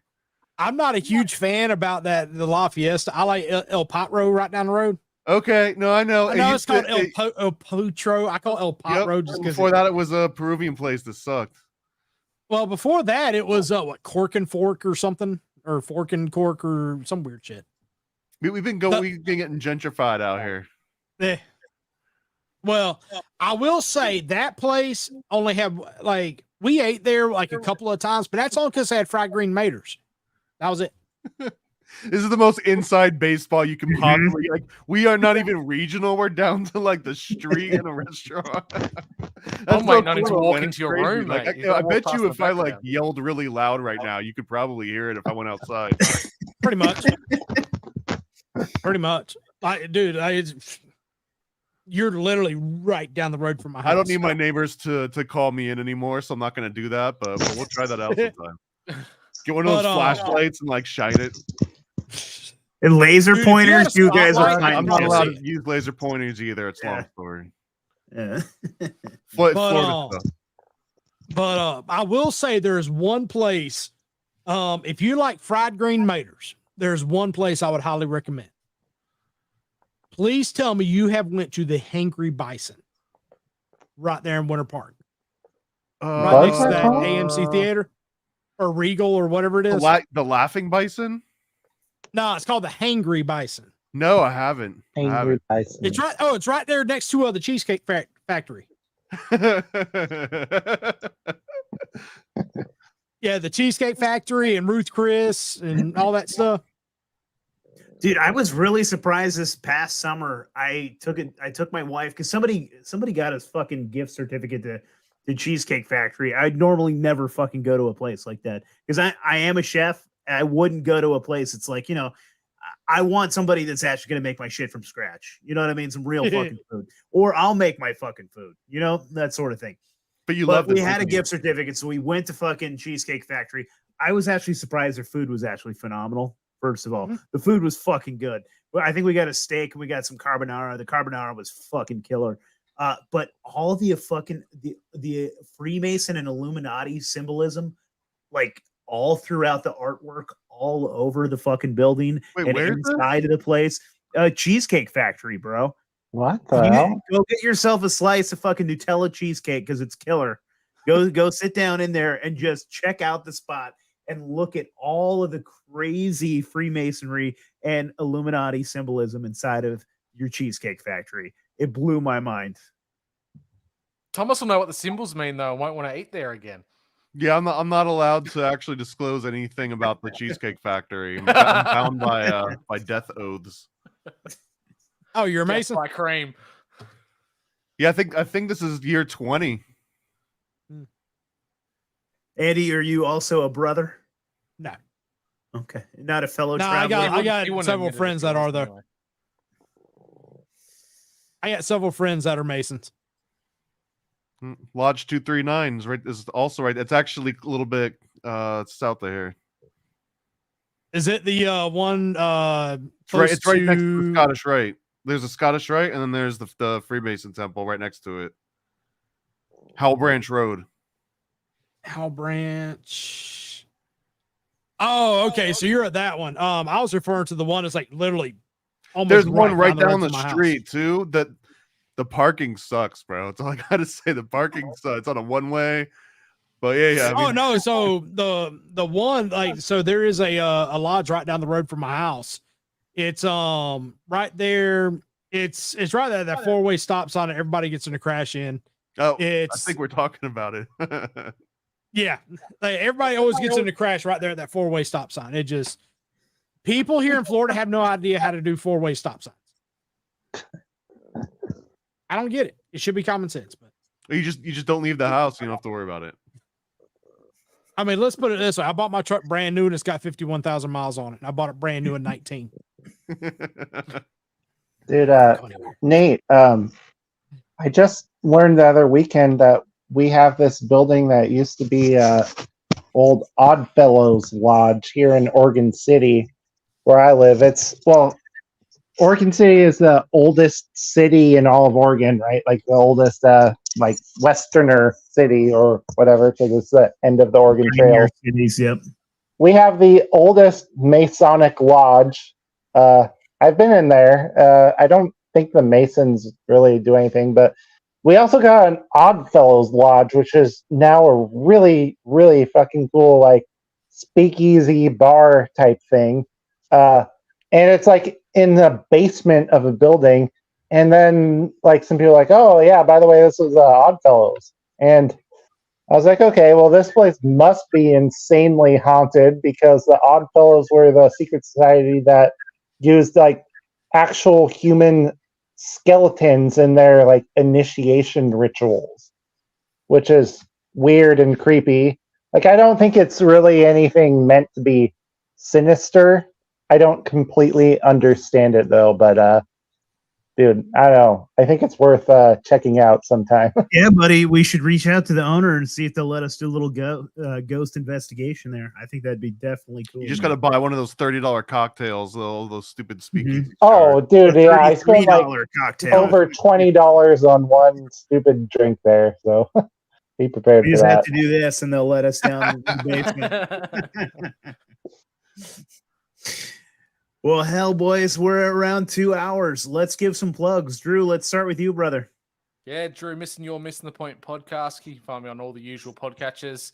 I'm also part of Conspiracy Theater 3000 with Moral Bob and Ryan Dean, popping out a Halloween episode this month. So check that out, and you'll really enjoy it. Hell yeah. Thomas, what are you promoting tonight, buddy? Well, I just launched a brand new comic on Indiegogo. It was trending on the front page already. It's called Frazzle Drip Funhouse, and it's like an ode to B horror movies and a whole bunch of other really cool stuff. On top of that, though, I just did a huge order. I've got 18 different titles that I've just restocked, like maybe like a few hundred copies of each. So those are going to be on the website really soon. And this weekend, I'm putting together a whole bunch of these guys. People have been loving these. So these are my Hunter Biden party packs.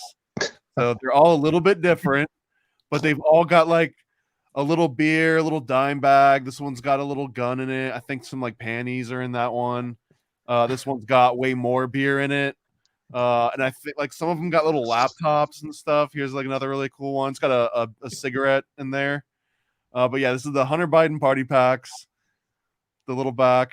It's got the little nepotism facts on there. It has an actual quote from a lawyer that I really did contact that says, "There's no hypothetical case where I'd advise you to sell paraphernalia over state lines if you were asking me, which you are not," because my original version was just going to be a crack pipe.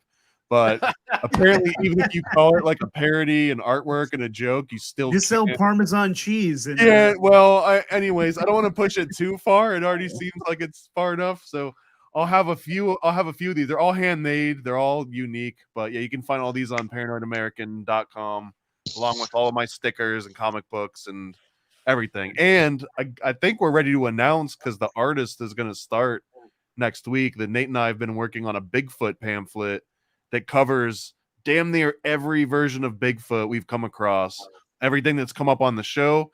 And hopefully, even like the stuff that Drew mentioned, we might jack some of that and put it in the pamphlet and not even give you credit. So that's how we roll. Ben, I'll get someone to point the bone at you. Watch out. Ben, tell everybody about your new book, buddy. What's the name of it? Where can they buy it? All right, you can look up The Lands Forgotten by Time. It's on Amazon. It's all about lost worlds and the cryptids, like dinosaurs, yetis, all that kind of stuff. And I guess now I'm working on another book, but I also want to film more paranormal stuff, and I also want to get back into music. I used to be a musician, and then I retired because there's no money in that whatsoever. But so yeah, I don't know really what to focus on these days. I got so many things I want to do. So but anyway, I guess look me up on Instagram. Anomaly Hunter X is probably where I will update anyone about whatever I'm doing. And our exclusively paranormal YouTube page is called The Anomaly. Oh yeah. Dang, so you can find any of our little short documentaries that we've made for our ghost hunts or Bigfoot hunts and all that fun stuff. So check us out at Anomaly Hunters on YouTube. Hilarious. Andy himself, buddy, tell us a little bit about yourself too, I guess, or tell us all the plugs. Where can we find you? Okay, so it's actually very easy. It's it's actually just very easy. Just go to paranormalnightshift.com. Through it, you can find Grayson and I everywhere at the very bottom of that homepage. And on that homepage, you're going to have several different places that you can go as you're scrolling through it. For one, you can sign up to be on our exclusive email list. And on that email list, you're going to get daily emails. And I know some people are like, man, you're going to be sending us an email every freaking day. Yes. We're going to be sending y'all an email every single day with another spooky story to just give you that little extra spookiness. Because, I mean, these stories, like, they're fan-based. Now, of course, like, we're not copying and pasting. We're actually making them make sense. Some people's writing ain't all that great. And, well, we're assisting them in that department. But, yes, you do get daily emails. Also, how to go ad-free on the podcast, because we are approaching our 100th episode already. So it's just, and there's ads all in the podcast. So we have made it very simple. We've made it less than a latte a month to where you can listen to the whole entire podcast 100% ad free. And you can get You can get access to it right there on the website. And like I said, at the very bottom. Oh yeah, we also have merch too now. We have cool little t-shirts and that kind of stuff. We have a link to it on the website. It takes you straight to the merch site. Yeah. I love it, man. You guys are killing it. You guys are coming out with awesome content. I'm enjoying it. That's my midnight treat while I'm having my midnight beer on the toilet. And so in closing tonight, well, everybody, I love you guys. Send us emails. We appreciate every single one of you guys. I love hearing your stories. I've had people tell me their Bigfoot experiences now. I've had people send me all kinds of like hate mail, love mail, whatever the fuck you want to send us. So realityzars@gmail.com. Hit us up. We'd love to hear from you. I always tell my audience, if you live within an hour of Portland, I'll come grab a beer with you. We can hang out. We can talk shop. Just don't kill me. That'd be awesome. And so closing tonight, we are actually, because Thomas just dropped his comic book called The Frazzle Drip Funhouse, we are going to end with the promo for it. So we're going to get to watch a little intro for this. So everybody stick around, watch this video. It's fucking amazing. And then go to paranoidamerican.com and buy Frazzle Drip Funhouse. It's fucking awesome. All right, everybody. Thank you so much. Let's do this. Frazzle Drip Funhouse. Enter, if you dare, the world of an animatronic bear whose metallic heart beats with a thirst for justice, a hunger for revenge. Good evening, ladies and gentlemen, connoisseurs of the macabre and seekers of the scandalous. Your voracious appetites for chilling narratives are about to be satiated by the heart-stopping, pulse-pounding creation of Paranoid American and Winged Sun Comics. Abandoned in the dusty corners of amusement, now awoken in the murk of wickedness perpetrated by an evil elite. And this is not your childhood fairy tale, but a macabre dance of vindication, soaked in crimson, a symphony of screams echoing in the dimly lit chambers of malevolence. Be prepared for an onslaught of ghastly gore and titillating terror. A wicked waltz through twisted hallways and blood-stained basements where only the brave dare to tread. Quake at the bear's unyielding pursuit, cackle at the sharp and sardonic one-liners, shudder at the graphic, gratuitous scenes that harken back to the glory days of B-horror flicks. Frazzle Drip Funhouse is your ticket to a thrill ride of terror. A carnival of carnage where the laughs are as loud as the screams. Uncover the truth beneath the rust and the blood.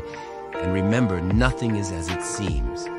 Are you ready to step into the Frazzle Drip Funhouse, where the animatronic eyes are always watching and vengeance is a game that everyone can play? Get your backer exclusive cover on Indiegogo. For more information, visit paranoidamerican.com.